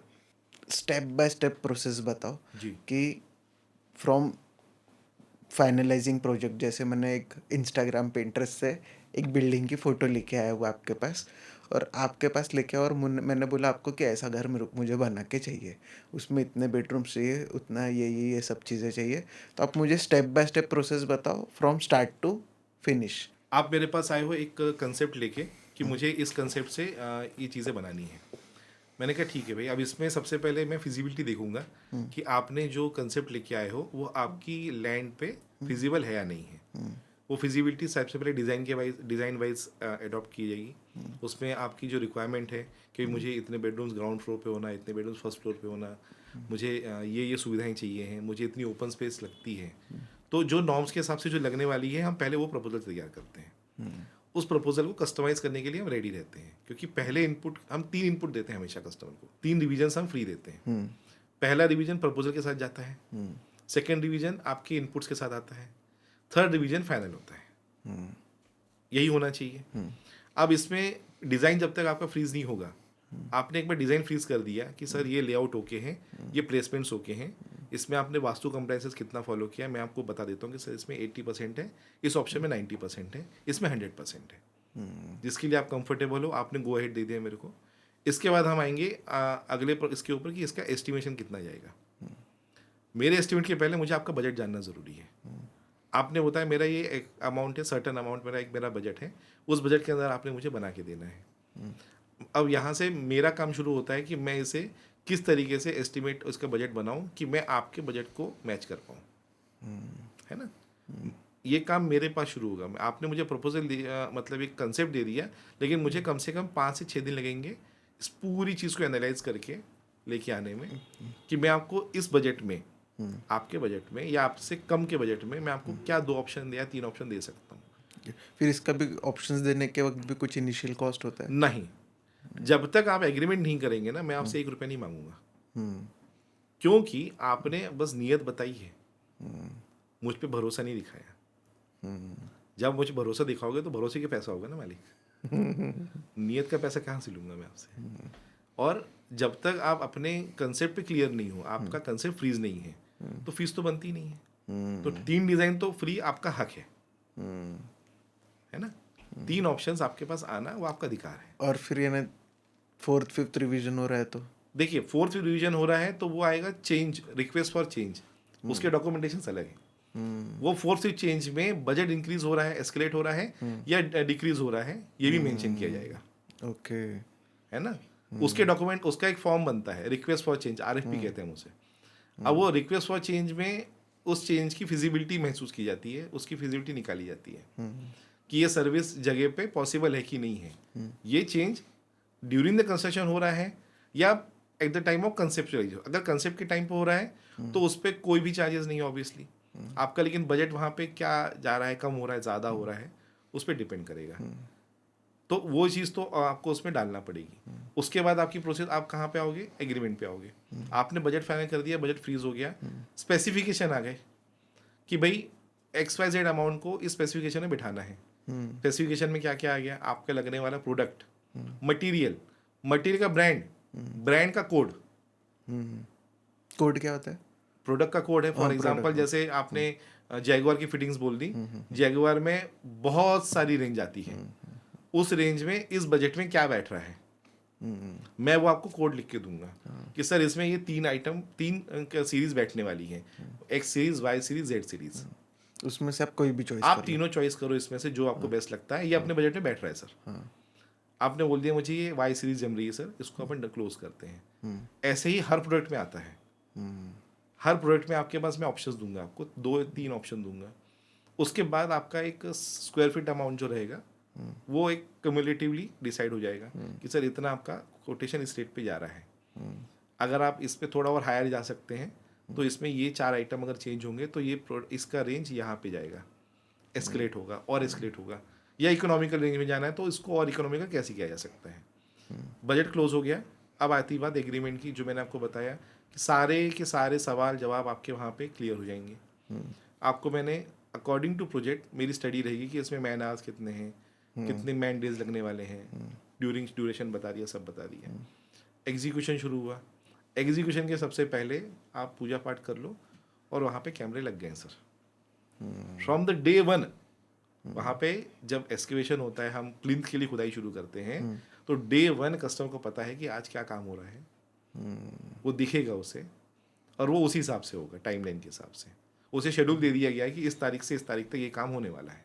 एक कभी कभी सिचुएशंस आ जाती है, जैसे हमने जैगवार की बात की है ना, तो जैगवार में जो नॉर्मल रेंज आती है वो तो जल्दी अवेलेबल हो जाते हैं, बट अगर कुछ में कोई कलर वाले रहे, जैसे गोल्ड कलर रहा या रोज़ गोल्ड कलर रहा, वो कंपनी से आने के लिए कम से कम महीना महीना लग जाता है। बनी बात है। तो अब ये चीज़ ऐसी हो गई ना, एक जैसे आपको प्रोडक्ट की प्रायोरिटीज पता होती हैं, आपको स्टेजेस पता है कि ये प्रोडक्ट कब लगने वाला है, ये प्रोडक्ट एकदम फिनिशिंग में लगने वाला प्रोडक्ट है, इसकी रिक्वायरमेंट आप at the time of execution, आपने जब एग्जीक्यूशन शुरू किया ना प्लिंथ, आपने तब रिक्वायरमेंट डाल दी इसकी। Okay. Specification from day one share करने का रीज़न ही यही है कि वहाँ पे प्रोडक्ट की अवेलेबिलिटी मैं वहीं पे इंश्योर कर दूँ। मुझे पता है कि आज आपका जनवरी 31 में अगर रेट ये है कॉपर का, और अगर ये कॉपर का रेट आगे और बढ़ने वाला है, तो ये मुझे पता है कि 15 दिन में इसका रेट और 10% से बढ़ जाएगा। मुझे अगर आपने आज क्लियर कर दिया ना कि ये आज एग्रीमेंट में अपना फाइनल है, मैं आज ऑर्डर डाल दूंगा आज के रेट पर, वेंडर से कमिटमेंट लेकर कि बॉस मुझे आप भले 3 महीने बाद दो, मेरे को रेट आज का चाहिए, मेरा एलओआई बन चुका है। प्लानिंग जो स्पेसिफिकेशन इनिशियल शेयर करने का रीज़न यही थे कि आपके पास प्रोडक्ट की प्लानिंग, प्रोडक्ट की सीक्वेंसिंग आप कर लेते हो, अवेलेबिलिटी अगर कहीं कम ज़्यादा हो रही हो तो वहाँ पे वो चीज़ बफर रहता है आपके पास कि टाइमलाइन मैनेज हो जाती है। अभी कंस्ट्रक्शन एक बोल दी हमने, हड्डियाँ तो लगा दी, अभी वो स्किन वाला पार्ट आता है, तो फिर उसमें इंटीरियर में क्या होता है फिर? इंटीरियर में जैसे आपको स्पेसिफिकेशंस में हमने इन्वॉल्व कर दी कि भाई आपको सैंड प्लास्टर होगा या फंटी प्लास्टर होगा, टाइप ऑफ प्लास्टर्स हैं, फिनिशिंग कैसी चाहिए आपको, कई लोगों को जिप्सम प्लास्टर चाहिए होता है, पनिंग चाहिए होता है, आप अंदर क्या करने वाले हो पर्पस पहले जान लिया कि इस रूम का यूटिलाइजेशन क्या है, इस बिल्डिंग का यूटिलाइजेशन इन रेसिडेंशियल है नॉर्मल अगर आपका है तो फिर आपको लॉन्ग टर्म चलने वाली चीज़ें वहाँ पे दी जाएंगी। जो घर में छोटे बच्चे भी होते हैं, आप दीवारें ख़राब करते हैं तो उस समय आपको वैसे पेंट सजेस्ट किए जाएंगे कि नॉर्मल वॉश से वो पेंट धुल जाए, साफ़ हो जाए दाग धब्बे वहाँ पे। आपको वैसे स्विचेस किए जाएंगे सजेस्ट जो छोटे बच्चों की पहुँच में भी रहें पर सेफ रहें। वैसे चीज़ें आप घर पे ऑब्जर्व करते हो, आपके पास जब लोग आते हैं तो आप जब उनके लोग से मिलते हो तो आप जान पाते हो कि उनके यहाँ कौन है, कैसे लोग हैं, बुजुर्ग हैं क्या, तो वहाँ ज़्यादा हाइट के नहीं दे सकते। आपके यहाँ कोई ऐसे लोग आ रहे हैं जिनके हस्बैंड की हाइट ऑन एवरेज से थोड़ी कम है, तो आप उनके लिए तभी तैयार कर लेते हो कि यहाँ के स्विच बोर्ड नीचे होने वाले बॉस। ये चीज़ आपने उनको बोली नहीं है बट आपने वो चीज़ अपने सिस्टम में लिख ली है ना। तो बहुत सारी चीज एक्सपर्ट्स होते हैं, जब आप ऑब्जर्वेशंस जो है ना वो बहुत इंपॉर्टेंट है कि आप किन लोगों से मिल रहे हो, ये पर्सन टू पर्सन चीज़ें चेंज होती हैं। जिनके यहाँ बहुत सारे हाइटेड लोग हैं, मैं जो नॉर्थ में मोस्टली काम करता हूँ मैं जब, तो ऑन ए लेवल उनके घर की एक परिवार था, उनकी हाइट सबकी 6 के ऊपर ही हाइट थी, 5'11" के ऊपर हाइट थी सबकी। हमने उन्होंने बहुत 1850 का उनका प्लॉट एरिया था, उन्होंने सजेस्ट किया, बोला कि सर हमें यहाँ पे घर बनाना है, G+1 ही चाहिए हमें। मैंने कहा उनको सर सभी होगा बट आपका G+1.5 बनेगा। क्यों? तो बनेगा आपके यहाँ नॉर्मली हाइट जो 3 मीटर की होती है हम इसे 3.5 मीटर टच करेंगे या 12 फीट तक हम लेके जाएंगे इसे, 12.5 फीट तक। क्यों? मैंने कहा इससे घर बड़ा लगेगा आपका, आपके घर में लगने की चौखटें जो हैं उनके साइजेस थोड़े बड़े रहेंगे, क्योंकि आपके यहाँ जो लोग हैं उनकी हाइट बाकियों से थोड़ी ज़्यादा है। तो वो चीज़ उनको बड़ी कैची लगी कि यार ये चीज़ हमें कोई नहीं, हम घर में अभी जहाँ रह रहे हैं वहाँ झुक झुक के चल रहे हैं। तो इसलिए है ना ऑब्जर्वेशंस बहुत इंपॉर्टेंट होते हैं। तो इंटीरियर बहुत सब्जेक्टिव पार्ट है, आप सबसे ज़्यादा टाइम अपना घर के अंदर बिताते हो, तो वो चीज़ आपको कोजी फील और कंफर्टेबल फील होना बहुत ज़रूरी है। ऐसे कौन से प्रॉब्लम्स होती है जिससे अननेसेसरीली डिले हो ही जाता है? कभी कभी तो यानी आपने सब बता दिया कि स्टैंडर्ड ऑपरेटिंग प्रोसीजर होता है, सब कुछ सेट बराबर होता है, बट कभी कभी कोई ना कोई रीज़न आ ही जाता है मेरे ख्याल से कभी ना कभी, जिससे प्रोजेक्ट डिले हो सकता है। तो ऐसे कौन से रीजन होते हैं? इसके भी रीजंस हैं, जैसे सबसे बड़ा रीज़न होता है अपने यहाँ पे मल्टीपल फेस्टिवल्स जो होते हैं ना, उस समय लेबर अपने अपने घर चली जाती है। तो जब आप शेड्यूलिंग कर रहे होते हो आपको फोरकास्ट करना होता है ये चीज़ कि यार मेरा प्रोजेक्ट इस ड्यूरेशन में या इस फेस्टिवल के टाइम पे इस स्टेज पे रहेगा, तो आपने प्लानिंग वैसे करना है कि दिवाली के टाइम पे ऑलमोस्ट 15 से 20 दिन काम रुकने वाला है या लेबर जाने वाली है, तो या तो उसके पहले या ऐसी टीम बनाओ जो पैरेलली काम कर सके, जो उस समय घर ना जाती हो दिवाली के समय, वो हो सकता है दूसरे फेस्टिवल में जाए, पर उस फेस्टिवल में आपके पास पैरेलल टीम रहे। आप सिर्फ एक कॉन्ट्रैक्टर की यार एक लेबर टीम के भरोसे नहीं रह सकते आप। मेरे पास अलग अलग रीजन के लोग काम करते हैं। मेरे पास वेस्ट बंगाल के लेबर भी हैं, मेरे पास छत्तीसगढ़ के भी हैं, तेलंगाना के भी हैं और एमपी के भी हैं। हर किसी के फेस्टिवल प्रायोरिटीज़ अलग अलग हैं। तो उनके फेस्टिवल में दूसरी टीम काम करती है, दूसरी टीम के फेस्टिवल में वो काम करते हैं। तो प्रोजेक्ट डिले होने के जो रीजंस हैं यहाँ कट ऑफ हो जाते हैं। और कोई ऐसे गेस्ट कस्टमर के साइड के कारण? बहुत बड़ा कारण होता है डिले करने के पीछे हाँ। Random requirement, random need, random expectation. काम चल रहा है, आज आपका फिनिशिंग हो रहा है, प्लेटफॉर्म लग चुका है, सिंक लग चुका है, मॉड्यूलर का काम चल रहा है, अचानक से from the out of the blue एक रिक्वायरमेंट आ गई, ये सिंक छोटा लग रहा है ना, या ये सिंक बहुत बड़ा हो गया है, हमें इतनी ज़रूरत ही नहीं है। आपकी रिक्वायरमेंट है, आपने बोला ये सिंक छोटा है, बड़ा हो जाएगा, कोई बात नहीं, एक 2 लाइन का फॉर्म है, आप भर दीजिए, मैं इमीडिएटली उसको रिप्लेस कर दूंगा। क्या रहता है वो फॉर्म में? Request for change. Request for change, depend upon the cost, depend upon the availability. तो टाइमलाइन बढ़ेगा, आप साइन करो, मैं साइन करूंगा, मेरा सुपरवाइजर साइन करेगा और कस्टमर साइन करेगा। अब आप बोल नहीं सकते मुझे कि यार 1 हफ्ता लेट हो गया। सर बड़े सिंक की रिक्वायरमेंट डाली थी, आने में 1 हफ्ता लगा, जैसे आए इमीडिएट लगा दिया। मेरे पास फोटोग्राफ्स भी हैं कि मैं कहाँ पे तैयार था, मैं फिनिशिंग के साथ तैयार था, आपने मुझे 11th आवर में बताया कि ये चेंज करना है। जिस एग्रेशन से कस्टमर आपसे काम की डिमांड कर रहा है, उसी एग्रेशन से उसने कैश फ्लो भी रिलीज करना चाहिए, पेमेंट भी रिलीज करना चाहिए। अक्सर ये होता है, अरे कमर पे खड़े हाथ रख के आदमी खड़ा रहता है, यार तुम्हारा काम बड़ा स्लो है, तो आदमी बैकग्राउंड में बोलता है सर कैश फ्लो भी तो स्लो है ना। तो वो बड़ी बहुत मेजर रोल होता है आपके प्रोजेक्ट टाइमलाइंस को मैच करने के लिए। तो ये क्लॉजेस आप इनिशियली जब बता देते हो कस्टमर को कि सर ये स्टेज क्लियर होने के बाद इतना पैसा लगना ही लगना है, और अगर वो ड्यू है तो अगली स्टेज डिले हो सकती है, ये आपको पहले दिन ही बता देना है। मोबिलाइजेशन एडवांस का चेक उठाने के पहले, एग्रीमेंट होने के पहले बता देना है कि सर ये ऐसा ऐसा होगा। तब आके आप ये नहीं कहिएगा कि ये क्यों डिले हो रहा है।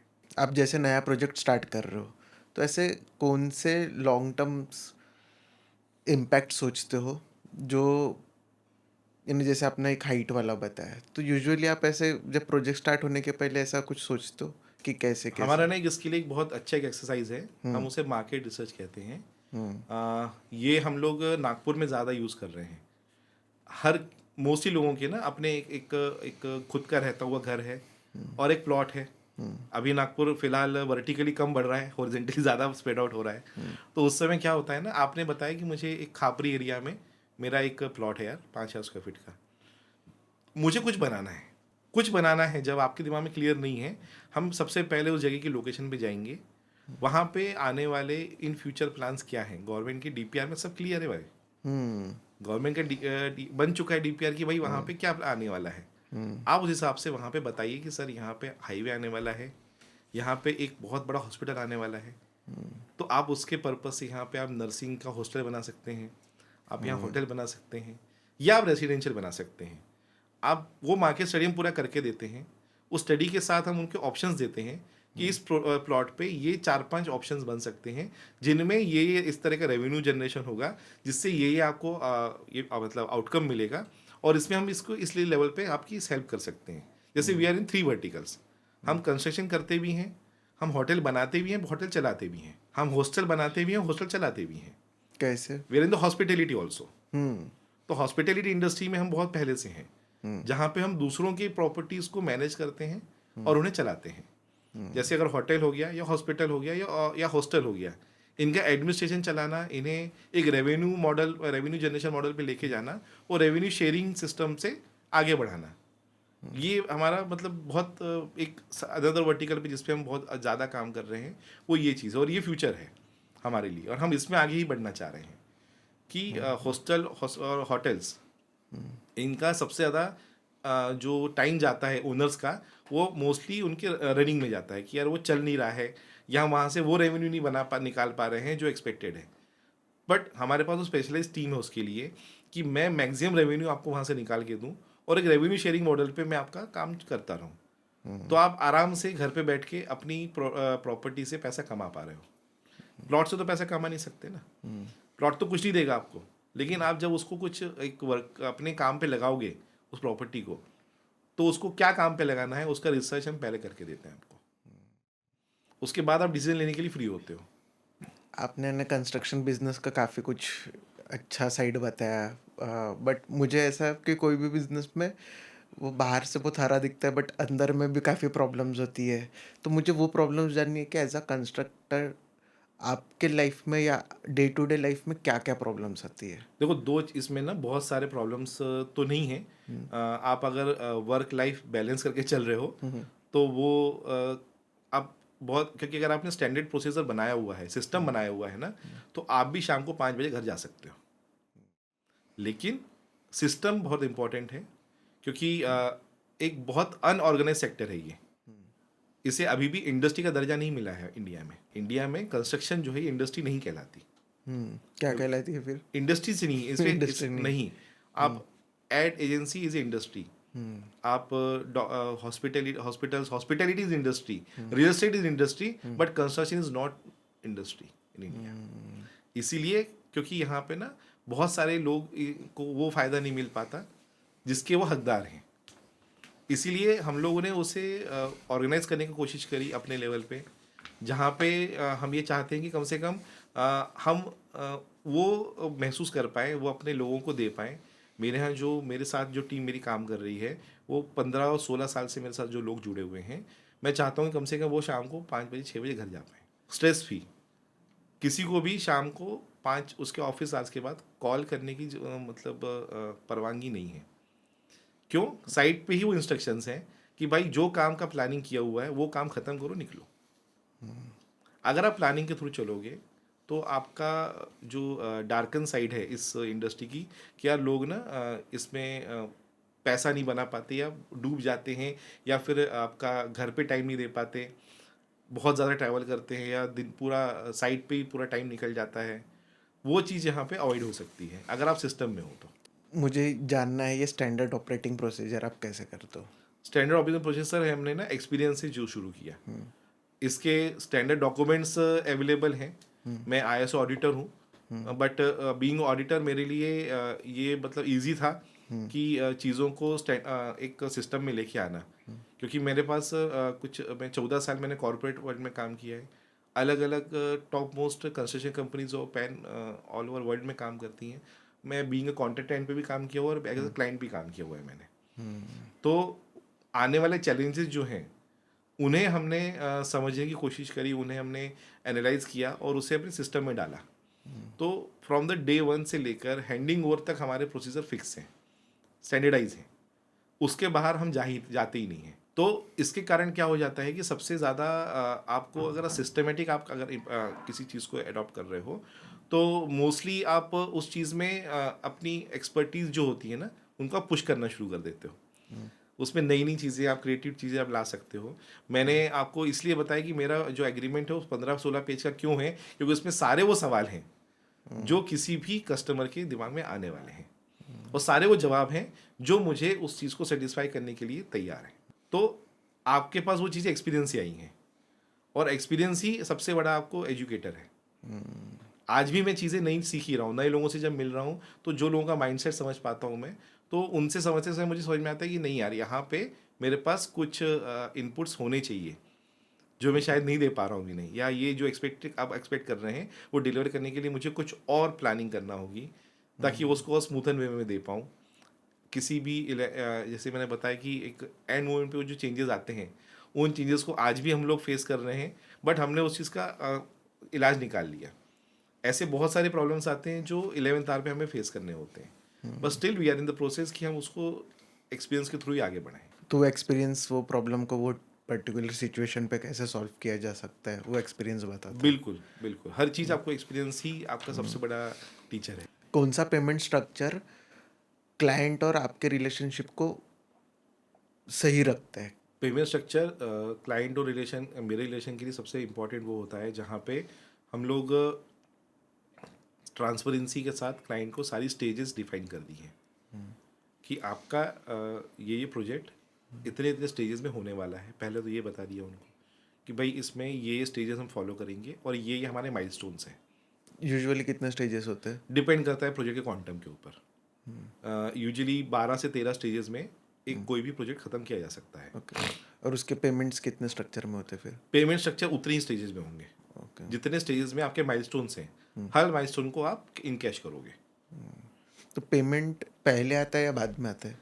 मोबिलाइजेशन एडवांस जो होता है, जो आपको एक एग्रीमेंट के टाइम पे एक बहुत नॉमिनल अमाउंट होता है, वही आपका एडवांस है। बाकी हर पेमेंट आपका एक्टिविटी कंप्लीशन के बाद ही आता है। आप मुझे सीधी बात है, जब तक आप मेरा काम पूरा देखोगे नहीं, किया हुआ स्टेज देखोगे नहीं, आप पैसा क्यों दोगे मुझे? कल को मैं पैसे लेके भाग गया तो? बट वो भी तो हो सकता है ना, क्लाइंट ने पैसे नहीं दिया तो? क्लाइंट ने पैसा दिया तो वो मेरा रिस्क है। वो मेरा रिस्क और वो भरोसा मैं क्लाइंट पर रखता हूँ। वो रिस्क वो भरोसा मैं क्लाइंट पर रखता हूँ कि ये काम कम से कम इसके बाहर मैं नहीं जा रहा अगर, तो मैं एक्सपेक्ट करता हूँ कि क्लाइंट भी ना जाए। वो रिस्क तो आपको लेके चलना पड़ेगा। और वही तो यार इंसानियत है ना। अगर क्लाइंट उसमें भी बेईमानी करेगा या कॉन्ट्रैक्टर उसमें काम छोड़ के भागेगा, तो दोनों की प्रॉब्लम्स है वो तो। कोई होम ओनर ने एक वेल कंस्ट्रक्टेड हाउस में क्या क्या देखना चाहिए बिफोर कंस्ट्रक्टिंग? सबसे पहले ना, आप किसी भी ओनर को उसके दिमाग में कंसेप्ट क्लियर होना चाहिए कि उसका यूज़ क्या है। वो खुद के लिए रहने के लिए घर देख रहा है, रेंट आउट पर्पज से देख रहा है कि आगे उससे अर्निंग कर पाए, या अलग अलग किसी पर्पज से देख रहा है, अपने पेरेंट्स के लिए देख रहा है या अपने बच्चों के लिए देख रहा है। ये चीज़ दिमाग में पहले क्लियर हो। ये चीज़ अक्सर ऐसा होता है कि लोग कंफ्यूज होते हैं। इसके लिए हम सबसे पहले कुछ नहीं, एक कागज़ पेन भी लेके नहीं बैठते। जस्ट डिस्कशन मोड में वो चीज़ें शुरू होती हैं। हम और आप जैसे डिस्कशन कर रहे हैं, हम 1-2 घंटा कस्टमर से जब डिस्कस करते हैं तो समझ में आता है कि यार एग्जैक्ट इनकी नीड वो है ही नहीं जो एक मुझे बता रहे हैं। इनकी नीड तो कुछ और है, उनका पर्पस कुछ और है ना। एक मिड एज पर्सन जो होता है, 50+ इंसान अगर आपके पास आया हुआ है और वो कह रहा है कि यार मुझे घर बनाना है, तो आप सबसे पहले सवाल पूछोगे आपका अभी भी कोई घर है क्या? हाँ यार, मेरा एक ऑलरेडी मैं फ्लैट में रहता हूँ, पर मेरे पास ये प्लॉट है, मुझे इस पे घर बनाना है। तो आप यहाँ खुद शिफ्ट होने वाले हैं? नहीं, मैं सोच रहा हूँ कि मेरी एक रिटायरमेंट इनकम चालू हो जाए। तो ठीक है, आप रेंटल पर्पज से बनाइए, फिर उस समय वहाँ का लेआउट भी चेंज होता है ना। तो कस्टमर जब ये चीज़ें सोचता है तो हमारे लिए आसान हो जाता है उन्हें रिकमेंडेशंस देना। अब रिकमेंडेशंस भी देते हो आप, हाँ। बट कोई कोई होता है ना कि नहीं नहीं मुझे ऐसा ही चाहिए। बिल्कुल, तो देखिए, कस्टमर इज ऑलवेज राइट, है ना। मैं एक आपको रिकमेंडेशन के साथ में उसके प्रोज एंड कॉन्स बता सकता हूँ, लेकिन अगर आपने मैंने वही कहा, अगर आप क्लियर हो दिमाग से कि मुझे यही चाहिए, तो वहाँ पे उसको एग्जीक्यूशन करने के अलावा मेरे पास दूसरा ऑप्शन है ही नहीं। वही मैंने कहा, अगर आप क्लियर हो ना कि मुझे यही चाहिए, तो क्लियर है, बात खत्म। ऐसे आपको कोई गलतियाँ फाइंड आउट होती है क्या कि जैसे होम ओनर्स जो होते हैं बिफोर कंस्ट्रक्शन करने के पहले, कि ये यूजुअली वो लोग बहुत कॉमनली मिस्टेक करते हैं? वो ना मोस्टली मैंने जैसे हमेशा बताता हूँ, मैं कॉस्मेटिक्स पे ज़्यादा ध्यान देते हैं लोग, स्ट्रक्चर को अवॉइड कर देते हैं। पैसा स्ट्रक्चर में ज़्यादा लगता है। आप अगर प्रॉपर वे में काम कर रहे हो तो आपका पैसा उसमें सेव भी हो सकता है। आप कॉस्मेटिक में पैसा बचा सकते हो, लेकिन स्ट्रक्चर में पैसा बचा के मतलब नहीं आता। सबसे पहले लोग वही गलती करते हैं कि अरे यार आपका आरसीसी इतना महंगा क्यों जा रहा है, यार मैं स्टील एक FE 500 के अलावा मैं किसी और कंपनी का क्यों ना लगाऊं, मैं किसी ब्रांडेड के अलावा मैं मेरा ये बंदा बोल रहा है 48 में 40 रुपये में मुझे स्टील दे देगा, और आप बोल रहे हो कि आपका कंपनी 55 रुपये वाला स्टील लगा रहा है, क्यों लगाऊं मैं 15 रुपये एक्स्ट्रा? रिकमेंडेशन अगर आपको आ रही है तो कोई भी कॉन्ट्रैक्टर का सबसे बेसिक काम है कि आप उनका मैक्सिमम पैसा यूटिलाइजेशन जो है वो स्ट्रक्चर पे करो, न कि कॉस्मेटिक। एक यूजुअली फिर स्ट्रक्चर कितने साल तक अच्छा रहता है? एक सबका मतलब अलग अलग तरह से, बट अगर आप स्टैंडर्ड बहुत अच्छे से काम अगर आप करवाते हो तो आप 70 to 80 ईयर्स की गारंटी देते हैं कि 80 साल तक कुछ नहीं हो रहा उस स्ट्रक्चर को। अगर वहाँ के क्लाइमेट स्टैंडर्डाइज हैं, वहाँ पे कोई इरोजन नहीं है, वहाँ पे आसपास कहीं मतलब कोस्टल एरिया नहीं है वो, या फिर वहाँ पे सेस्मिक जोन नहीं है वो, तो वो आराम से 70-80 साल चलेगा, आपने अगर स्ट्रक्चर पे अच्छा पैसा खर्चा किया। अभी जैसे तो देखा जाए तो अभी बहुत एड इन नए ज़माने वाले अभी जो कंस्ट्रक्शन हो रहा है, बट जब अपन एंशियंट वाला टाइम देखते थे जहाँ पे मिट्टियों से फिर वो कुछ तो राइस और ये सब चीज़ें जो अपन देखते मंदिर वगैरह, वो इतने साल क्यों टिकते हैं फिर? सर वो चीज़ वो इस्तेमाल कर रहे हैं जो नेचुरल है। हम्म नेचर हमेशा जिंदा रहेगा, केमिकल की लाइफ है। आपने मुझसे पूछा कि जो आज कंस्ट्रक्शन हो रहा है उसकी लाइफ क्या है, मैंने बताया 70-80 साल। लेकिन जो एंशियंट यूज होता था, उन्होंने प्रकृति से मिली हुई चीज़ों को ही उन्होंने प्रकृति में इस्तेमाल किया है, उनकी जगह नहीं बदली। राइस या गोंद हो, डिंक जिसे आप कहते हैं, उससे उसका इस्तेमाल होता है। कई जगहों पे चूने का इस्तेमाल होता है जो कि नेचुरल फॉर्म में मिलता है, और वो लगाया भी नेचुरल फॉर्म में गया है वो, और नेचर के पास ही है वो। ना उसकी जगह चेंज हुई, ना उसका पर्पज चेंज हुआ, ना कुछ चेंज हुआ, उसकी एडोप्टिबिलिटी भी वही है। अगर आज वैसा घर बनाना है हाँ, तो बना सकते हैं। बिल्कुल बना सकते हैं। जो सबसे पहले हमने बात की green building, green building is ancient science only. पुराने ज़माने में भी गर्मी होती थी, पुराने ज़माने में भी इतना ज़्यादा टेम्परेचर होता था, लेकिन लोग सर्वाइव क्यों करते थे? आप आज अपने इंडिया के जितने भी ऐतिहासिक जगहों पे चले जाओ, हवा महल क्यों फेमस है? सबसे ज़्यादा गर्मी जयपुर में टेम्परेचर है। आप जब भी हवा महल खड़े रहोगे आपको कूलिंग का ही एहसास होगा। हवा महल का पिछला हिस्सा बहुत बड़ा है, खुला है, पश्चिम की तरफ खुला है, वो सबसे ज़्यादा हवा वहाँ से आती है, और पूर्व की तरफ जाती है छोटी छोटी खिड़कियों से, जो कि ठंडक का एहसास देती है। साइंस सबके पास था, एशियन साइंस को हम भूलते जा रहे हैं। अगर आप आते हो, आपको जो चीज़ें समझना है कि यार मुझे एशियन साइंस पे काम करना है और मुझे स्ट्रक्चर को और ज़्यादा मजबूत करना है, तो एशियन साइंस की अलावा और कोई ऑप्शन नहीं है, अल्टरनेटिव ही नहीं है। तो कंस्ट्रक्शन कॉस्ट भी घट जाता है उससे बहुत तो। अच्छे से घटता है, आप कंट्रोल कर सकते हो कंस्ट्रक्शन कॉस्ट। फिर लोग वो यार वो डायरेक्शन खूबसूरत पे नहीं क्यों नहीं दिखता ना, जाते? वो खूबसूरत नहीं दिखता ना। हम्म आपको खूबसूरत दिखने वाली गर्लफ्रेंड चाहिए या फिर लॉन्ग टर्म चलने गर्लफ्रेंड चाहिए? ये आप तय करो। खूबसूरती के पीछे तो दो दो लड़के और आ रहे हैं, हाँ। लॉन्ग टर्म वाली शायद आपके साथ ही चल रही है। अभी मॉडर्न, मेरे ख्याल से मॉडर्न डिजाइन ने ज्यादा टेक ओवर कर लिया। मॉडर्न डिजाइन भी देखिए, आज आप देखिए बहुत सारे डिजाइन ऐसे हैं जिनके एक्सपेक्ट्स आपको पर्पसली किए गए हैं। आज एक बहुत कॉमन डिजाइन में नागपुर में देख रहा हूँ, एक टेराकोटा के टाइल्स होते हैं रेड वाले, उन्हें ना एक एंगल पे लगा रहे हैं लोग, बाहर के एलिवेशंस में, बहुत छोटे छोटे घरों में लगा रहे हैं। वो स्टेयरकेस की जाली की जगह पे, ग्रिल की जगह पे लोग टेराकोटा की टाइल्स लगा रहे हैं, जो ग्रिल जैसी होती है स्क्वायर शेप में, और एक पर्टिकुलर एंगल में लगा रहे हैं वो। तो ये कोई मतलब मॉडर्न आर्ट नहीं है, ये साइंस है। उन्हें पता है कि उसमें से हवा पास होगी, अंदर ठंडक आएगी, मेरा टेम्परेचर कूल रहेगा, दिखेगा भी अच्छा।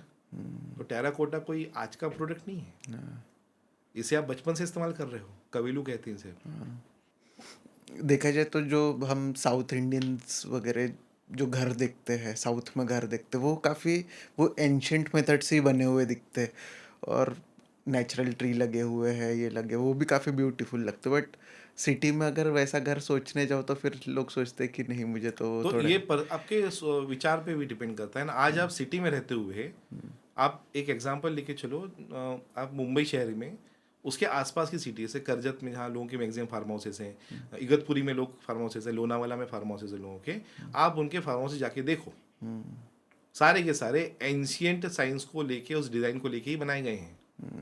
90% लोग ऐसे हैं जो पुराने घरों को ही, वाड़ा कल्चर जो है उसको अडॉप्ट कर रहे हैं। अपने घर में बनाने में शर्म है, जगह है, स्टेटस है, साथ वाले लोग पीयर प्रेशर है।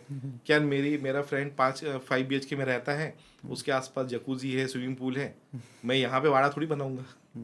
पर वो अपने मन की इच्छा पूरी करने के लिए फार्म हाउस बनाएगा, वाड़ा कल्चर में बनाएगा, उसी तरीके से बनाएगा। फिर आप मटेरियल क्वालिटी कैसे डिसाइड करते हो कंस्ट्रक्शन साइट्स पे? सर क्वालिटी ना, मुझे ये पसंद है, मेरे लिए जो मेरे एथिक्स हैं कंपनी के, जो पिछले 19 सालों से हम लेके चल रहे हैं, कि मेरे पास कस्टमर रिपीट आना चाहिए, लेकिन खुश आना चाहिए। मुझे कस्टमर का हैंडी ऑन के बाद फ़ोन आना चाहिए थैंक यू बोलने के लिए, ना कि गाली देने के लिए। है ना, इसीलिए प्रोडक्ट की क्वालिटी जो है, ये ट्राइड एंड टेस्टेड चीज़ें हैं। हर चीज़ में हमेशा एक्सपेरिमेंट सही नहीं है। आप हमेशा वो चीज़ हम इस्तेमाल करते हैं जो चीज़ पिछले 5-7 साल से मार्केट में एग्जिस्ट कर रही है, जो लोगों ने इस्तेमाल कर ली है, जिनके फीडबैक्स अवेलेबल हैं, जिस ब्रांड का अच्छी क्रेडिबिलिटी है, हम वो प्रेफर करते हैं। हाँ, आपका बजट अगर उसको अलाउ नहीं कर रहा है तो उसके अल्टरनेटिव्स भी अवेलेबल हैं जो आपको सर्विस भी उतनी देंगे, सब कुछ उतनी देंगे, बट वो ब्रांड नेम उतना बड़ा नहीं होगा, पर आपको प्रोडक्ट क्वालिटी वही मिलेगी। तो इसलिए हम लोग क्वालिटी के पीछे जाने का विषय ये है कि हमें रिपीट कस्टमर तो चाहिए, खुश चाहिए। और फिर क्लाइंट्स ने भी ऐसा क्या क्या करना चाहिए ताकि वो जो बजट है वो ओवररन ना हो? बजट ओवररन से बचाने के लिए क्लाइंट के पास सबसे पहले कि भावनाओं पे कंट्रोल करे वो, सबसे पहले तो कि हमेशा आपको ये चीज़ पता हो, मतलब ये चीज़ आपने क्लियर होना चाहिए कि आपके इमोशंस जो है ना, आदमी इमोशन से बह के खर्चा करता है और घर बनाना एक इमोशन है ना। लेकिन जब जिस एज में आप वो डिसीजन लेते हो घर बनाने का, तो आप एक मेच्योर माइंड से आप आते हो। उस समय आप सुनो सबकी, करो मन की वाले कंसेप्ट पे आपने चलना चाहिए कि यार जो मेरा पॉकेट अलाउ कर रहा है और जो कंसेप्ट से मैं यूजुअली ना, एक बहुत इसमें बेसिक आपको एक एग्जांपल देता हूँ। आपको वो घर पसंद आएगा जिस घर में आप 10 साल बाद भी नया महसूस करो। समझो आप मेरी बात को, आपके घर में एक वॉलपेपर लगा हुआ है, वो वॉलपेपर एक बहुत ही मोनोटोनसली चला जा रहा है डिज़ाइन, आपने 2-3 साल में आप बोर हो जाओगे। लेकिन वहीं अगर आपने एब्स्ट्रैक्ट पेंटिंग करी जिसमें आपको खुद का भी इंटरेस्ट है ना, वो चीज़ 10 साल ही पुरानी नहीं होगी। 10 साल बाद भी आपको नॉस्टैल्जिया में भी ले जाएगी और आपकी क्रिएटिविटी में भी ले जाएगी, क्योंकि वो आपसे जुड़ी हुई है वो चीज़। तो जब भी आप घर बनाने की प्लानिंग करते हो ना, तो लोग कलर स्कीम्स और ये कलर के पर्दे, ये कलर की वॉल, इस पे जाते हैं ना, तो जाते समय उनको ये पता होना चाहिए कि उनका टेस्ट क्या है, और वो समझने का काम डॉक्टर का है। बीइंग अ कॉन्ट्रैक्टर, ये आपको समझना होगा कि कस्टमर का टेस्ट कहाँ जा रहा है भाई। आप कस्टमर का बैकग्राउंड क्या है, करता क्या है, सोच कैसी है, आप उस समय उनको सेल्स कर सकते हो कि सर ये चीज़ आप इस तरह से अडॉप्ट करोगे तो लॉन्ग टर्म चलेगी। समय के साथ टेक्नोलॉजी भी आने लग गई है, तो ये फील्ड में क्या टेक्नोलॉजी एडवांसमेंट आ रहे हैं? बहुत सारी ऐप्स हैं जो ना आपके डेली मटेरियल प्रोक्योरमेंट को, आपके मैन पावर्स को, आपके वेजेस को मैनेज करते हैं। ऐसे मार्केट में बहुत ऐप अवेलेबल हैं। हमने वो चीज़ कस्टमाइज़ की हुई है हमारे खुद इंटरनल पोर्टल पे, और वो पोर्टल के एक्सेस हमारे सारे एम्प्लॉयज़ को हैं जो जो चीज़ एक्सेस करते हैं। उसमें टेक्नोलॉजी का सबसे ज़्यादा इस्तेमाल जो होता है वो है ट्रांसपेरेंसी में और रिपोर्टिंग में, क्योंकि विदाउट रिपोर्टिंग मैं प्रोजेक्ट की ना एस्टिमेशन के और बजट को कंट्रोल नहीं कर सकता। और मटेरियल रिक्विजिशन में कौन सा मटेरियल कब लगने वाला है, इसकी रिक्विजिशंस की जो सीक्वेंसिंग है, इसका जो टाइमलाइन है, और किसी भी मटेरियल आप कोई भी मटेरियल मार्केट में हमेशा अवेलेबल नहीं रहेगा। वो हमें सबसे ज़्यादा चैलेंजेस आते हैं। फॉर एग्जांपल रिवर सैंड बारिश में बहुत ज़्यादा महंगी हो जाती है, क्योंकि उसका ये लोग मतलब अवेलेबिलिटी कम हो जाती है इसकी। पर आपके पास अगर उस समय आपने ऐसा काम टास्क या आपने लाइनअप की हुई है जो डिपेंडेंट है रिवर सैंड के ऊपर, तो ये आपका फेलियर है ना। तो बीइंग अ टेकी पर्सन, आपको टेक्नोलॉजी में जब भरोसा आप जब करते हो ना, तो वो बड़ा हेल्प करता है। और अब एआई के थ्रू हम लोग बहुत सारे शेड्यूल्स बनाते हैं, क्योंकि इतना सारा डेटाबेस अब एआई में आ चुका है कि हमारे पास शेड्यूलिंग करने में और सीक्वेंसिंग करने में बहुत आसानी होती है। कई ऐसी चीज़ें हैं जो एक्सपर्ट्स हमने यहाँ पे हम टीयर 2 सिटी में फेस नहीं कर रहे हैं, पर टीयर 1 में, टीयर 3 में फेस कर रहे हैं। वो चीज़ हमें एआई के थ्रू हम एडॉप्ट करते हैं। वो अपने शेड्यूल को उनके साथ हम क्रॉस चेक करते हैं कि ये पीयर चेकिंग भी हम करते हैं। कई बार हमारे शेड्यूल्स हम अपलोड करके एआई के पास देते हैं कि भाई चेक इट और रिव्यू बताओ कि ये मतलब प्रॉम्प्ट के साथ में इस मतलब सिनेरियो में ये चीज़ बैठ रही कि नहीं बैठ रही है। तो वैसा वर्षा दोनों चीज़ें चलती हैं। तो विदाउट टेक्नोलॉजी तो यार आप पीछे रह जाएंगे ना। मैन पावर को किस तरीके से मैनेज करते हो? मैन पावर मैनेजमेंट, जैसे हमारी पहले भी बात हुई कि अलग अलग जोन के, अलग अलग रीजन के लोग होना बहुत ज़रूरी है आपके साथ। क्योंकि अगर आप मैन पावर एक single type of man power आपके पास रहेगा ना, तो काम रुकने की संभावना बढ़ जाती है। क्योंकि एक सर्टन टाइम के बाद वो भी कुछ अपना कल्चरल एक्टिविटीज़ करने अगर वो चले गए, तो आपके पास काम रोकने के अलावा ऑप्शन नहीं बचता। इसलिए आपके पास पैरेलल टीम बी, टीम सी होना बहुत ज़रूरी है। तो जब आप वो चीज़ प्लानिंग करते हो, ये एक्सपीरियंस ही हमने सीखा। मेरे पास ऐसे भी बहुत लोग थे जो सुबह 9 बजे चढ़ते थे काम करने और शाम को 6 बजे उतरते थे। मेरे पास सागर जी ऐसे भी लोग हैं जो सुबह 6 बजे चढ़ते हैं और रात को 9 बजे उतरते हैं। उन्हें डेढ़ डेढ़ हाजिरी के लोग कहते हैं। उनके लिए काम प्रायोरिटी है टाइमलाइन से ज़्यादा। उनको पता है कि ये काम मैं 3 दिन में कर सकता हूँ, पर मैं 1.5 दिन में कर दूंगा। मेरी 1.5 दिन की पहले मुझे 3 दिन का पैसा मिलने वाला है ना।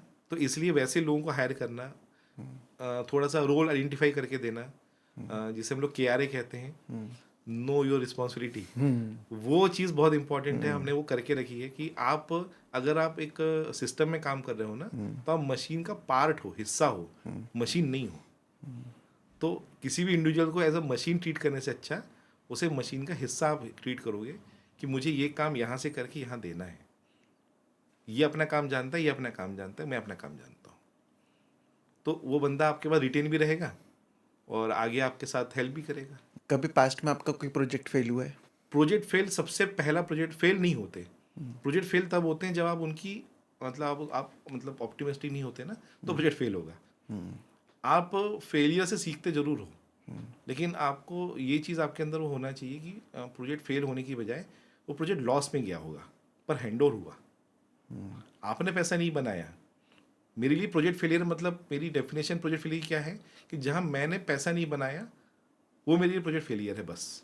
इसके अलावा मेरा दूसरा कोई ये नहीं है। कस्टमर की एक्सपेक्टेशन टिक, कस्टमर की नीड टिक, बजट थोड़ा सा ओवर बजट गया है अगर, तो वो मेरे लिए प्रोजेक्ट फेलियर है कि वहाँ मेरी लैक ऑफ एक्सपीरियंस या मेरी लैक ऑफ कंसिडरेशन काम ये मतलब कम पड़ गई वहाँ पे। अदरवाइज कोई प्रोजेक्ट फेल नहीं होता। जैसे घर बनाने के पहले अगर मुझे प्लॉट ही खरीदना है, आपने जैसे बताया था मुझे स्टार्टिंग में कि मैं ज़मीन खरीदने से लेकर तो चाबी देने तक पूरा करता हूँ, तो अगर मुझे प्लॉट खरीदना है, ज़मीन खरीदनी है, तो क्या देख के मुझे खरीदना चाहिए? ज़मीन खरीदते समय ना बहुत सारे ट्रैप्स भी होते हैं और बहुत सारे आपको एक्सपेक्ट भी ध्यान देना चाहिए। सबसे पहले तो आज लेआउट डेवलपमेंट जो भी ना हमारे इस आसपास हो रहे हैं, वहाँ पे आने वाला फ्यूचर क्या है ना। आज जैसे नागपुर में न्यू नागपुर लॉन्च हुआ, बहुत बहुत चर्चा हुई, नया नागपुर नया नागपुर नया नागपुर। हिंगना रीजन के अंदर है वो, और लोगों ने क्या बेचा, नरसाड़ा को न्यू मनीष नगर नाम से बेचा, बेसा बेलतरोड़ी को न्यू मनीष नगर नाम से बेचा। ठीक है। आज मुझे बताओ आप, एक नगर परिषद में लिमिटेशंस हैं, उसके पास इंफ्रा उतना नहीं है जितना एक नगर अपने पास नगर पालिका के पास है ना। आप किसी भी नागपुर के रीजन में आप जाओगे, एरिया में जाओगे, जो बहुत ज़्यादा हैपनिंग एरिया है, पर वहाँ पे हैपनिंग आपको तब मज़ा नहीं आएगा बारिश में उसकी असली पोल खुलती है ना। बारिश में आप उस जगह को एक्सेस नहीं कर पाते हो, घर के आसपास ब्लॉकेज है, पानी रुका है, गटर जाम हो चुके हैं। वो चीज़ आपको महानगर पालिका में नहीं नजर आएगी, वो प्रॉब्लम, वो चैलेंजेस नज़र नहीं आएंगे। इसलिए जैसे NMRDA ने जो लेआउट दिए हुए हैं, उन NMRDA पे अगर आप उनके सैंक्शन लेआउट से कोई प्रोडक्ट उठाते हो और थोड़ा सा बस थोड़ा सा स्टडी करना है हमने कि इसके आसपास में क्या आ रहा है, वो डॉक्यूमेंट भी इजीली अवेलेबल है भाई। क्या डॉक्यूमेंट का नाम? DPR नाम है। DPR गवर्नमेंट का DPR है, हर मतलब 25 साल का एक होता है, सिटी में बनता है, तो उस 25 साल की DPR अवेलेबल होती है। PDF डाउनलोड करो, आप पढ़ो कि इस टाइमलाइन में इन्होंने इस रीजन में क्या प्लान किया हुआ है गवर्नमेंट ने। न्यू नागपुर प्लानिंग गवर्नमेंट की पिछले 15 साल पहले ही हो गई थी। लोगों ने, जिनको पता था, जिन्होंने वो डॉक्यूमेंट पढ़े हैं, उन्होंने वहाँ पहले ही अपने इन्वेस्टमेंट करके रखे थे। आज आपको वहाँ पे ड्रास्टिकली जो राइज दिख रहा है प्राइस का, वो कोई अचानक आने वाला कारण नहीं है। वहाँ पे जो लोग रहते हैं उन्हें तक पता था, बट वो चीज़ें धीरे धीरे, जब आप, हर सामान्य इंसान को नहीं पता होता, और पैसा सामान्य इंसान ही देता है जो उसकी हीट झेलने वाला एक नॉर्मल कंज्यूमर है ना। कोई भी बड़ा आदमी हमेशा सस्ते में चीज़ लेगा। कोई भी जो बड़ा बन के बैठा है, जो बड़ा बड़ा इन्वेस्टर है, वो इन्वेस्टर बड़ा क्यों बना, उसे नॉलेज बढ़ाया कि यार आज मैं जगह 5 लाख रुपए एकड़ से खरीद सकता हूँ, मुझे पता है कि 15 साल बाद यहाँ पे कुछ बड़ा आने वाला है, ये मैंने पढ़ लिया है। गवर्नमेंट की प्लानिंग बहुत मजबूत होती है, उनका सिस्टम बहुत स्ट्रांग है। वो हम हैं जो उस चीज़ को पढ़ते नहीं हैं, समझते नहीं हैं। इसलिए जैसे आपको अगर प्लॉट लेना है तो आपको सबसे पहले देखना होगा कि आसपास में क्या आने वाला है, और जिससे ले रहे हो उसकी क्रेडिबिलिटी क्या है। नहीं तो आजकल बहुत सारे प्लॉट ओनर्स हैं, जो लैंड डेवलपर्स हैं, जो MLM सिस्टम पे भी प्लॉट बेचते हैं। कैसे कैसे? मल्टी लेवल मार्केटिंग, जो नेटवर्क मार्केटिंग नहीं होता था, तो उसके अब उसको तो बोल नहीं सकते आप कि एमएलए में बेच रहे हो। तो वो लोग क्या करते हैं कि यार कमीशन बेसिस पे 200-250 लोगों का टीम बना ले, आपका प्रोजेक्ट आपसे ले लिए कि भाई आपके 15 एकड़ का प्रोजेक्ट है, हम 6 महीने बेच देंगे, कमीशन बढ़ गया, सब बढ़ गया। जिसके पास प्लॉट गया उस आदमी को बेचारे को वहाँ बनाने के लिए 10 साल तक वेट करना पड़ रहा है। आसपास में जंगल है, बियाबान, रेगिस्तान, 1 किलो शक्कर लेने के लिए भी आपको 20 किलोमीटर जाना है है ना। प्लॉट तो ले लिया भाई, लेके तो फंस गए, पैसा चला गया, सब चला गया। तो वो चीज़ पे बचना है अगर आपने, तो थोड़ा सा खुद भी हमें स्टडी करना पड़ता है। जब तक हम खुद स्टडी नहीं करेंगे, आपको टेम्पटिंग ऑफर देने वाले बहुत बैठे मार्केट में, हर चीज़ टेम्पटिंग लगेगी। बहुत सारे प्रोजेक्ट आप देखो ना कि for example XYZ13, XYZ14, XYZ46 भी है ना। और 46 अगर आप उसको मौजा बोलोगे तो सब मियान में है ना। आप गाड़ी में बैठ के जाओगे, आपको बुट्टी बोरी के आगे ले जाएंगे कि सर ये मिहान एक्सटेंशन है ना, न्यू मिहान है ये, न्यू मेडिसी, न्यू बुट्टी बोरी। न्यू के नाम से तो आप जहाँ मेरे चंद्रपुर भेज दो न्यू की लिमिट क्या है, न्यू मनीष नगर की लिमिट क्या है मुझे बताइए आप। न्यू मनीष नगर नाम पे आप उमरेड तक जाके बेच के आ जाओ, कोई नहीं रोक रहा आपको। तो उसका कोई लिमिट नहीं है ना।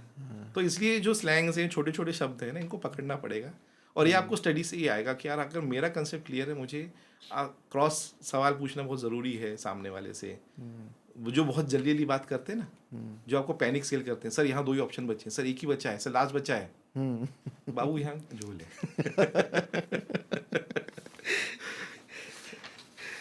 इसलिए पैनिक सेल से बचना है, स्टडी करके जाना है। अर्ली चैलेंजेस क्या आए थे आपके काम में?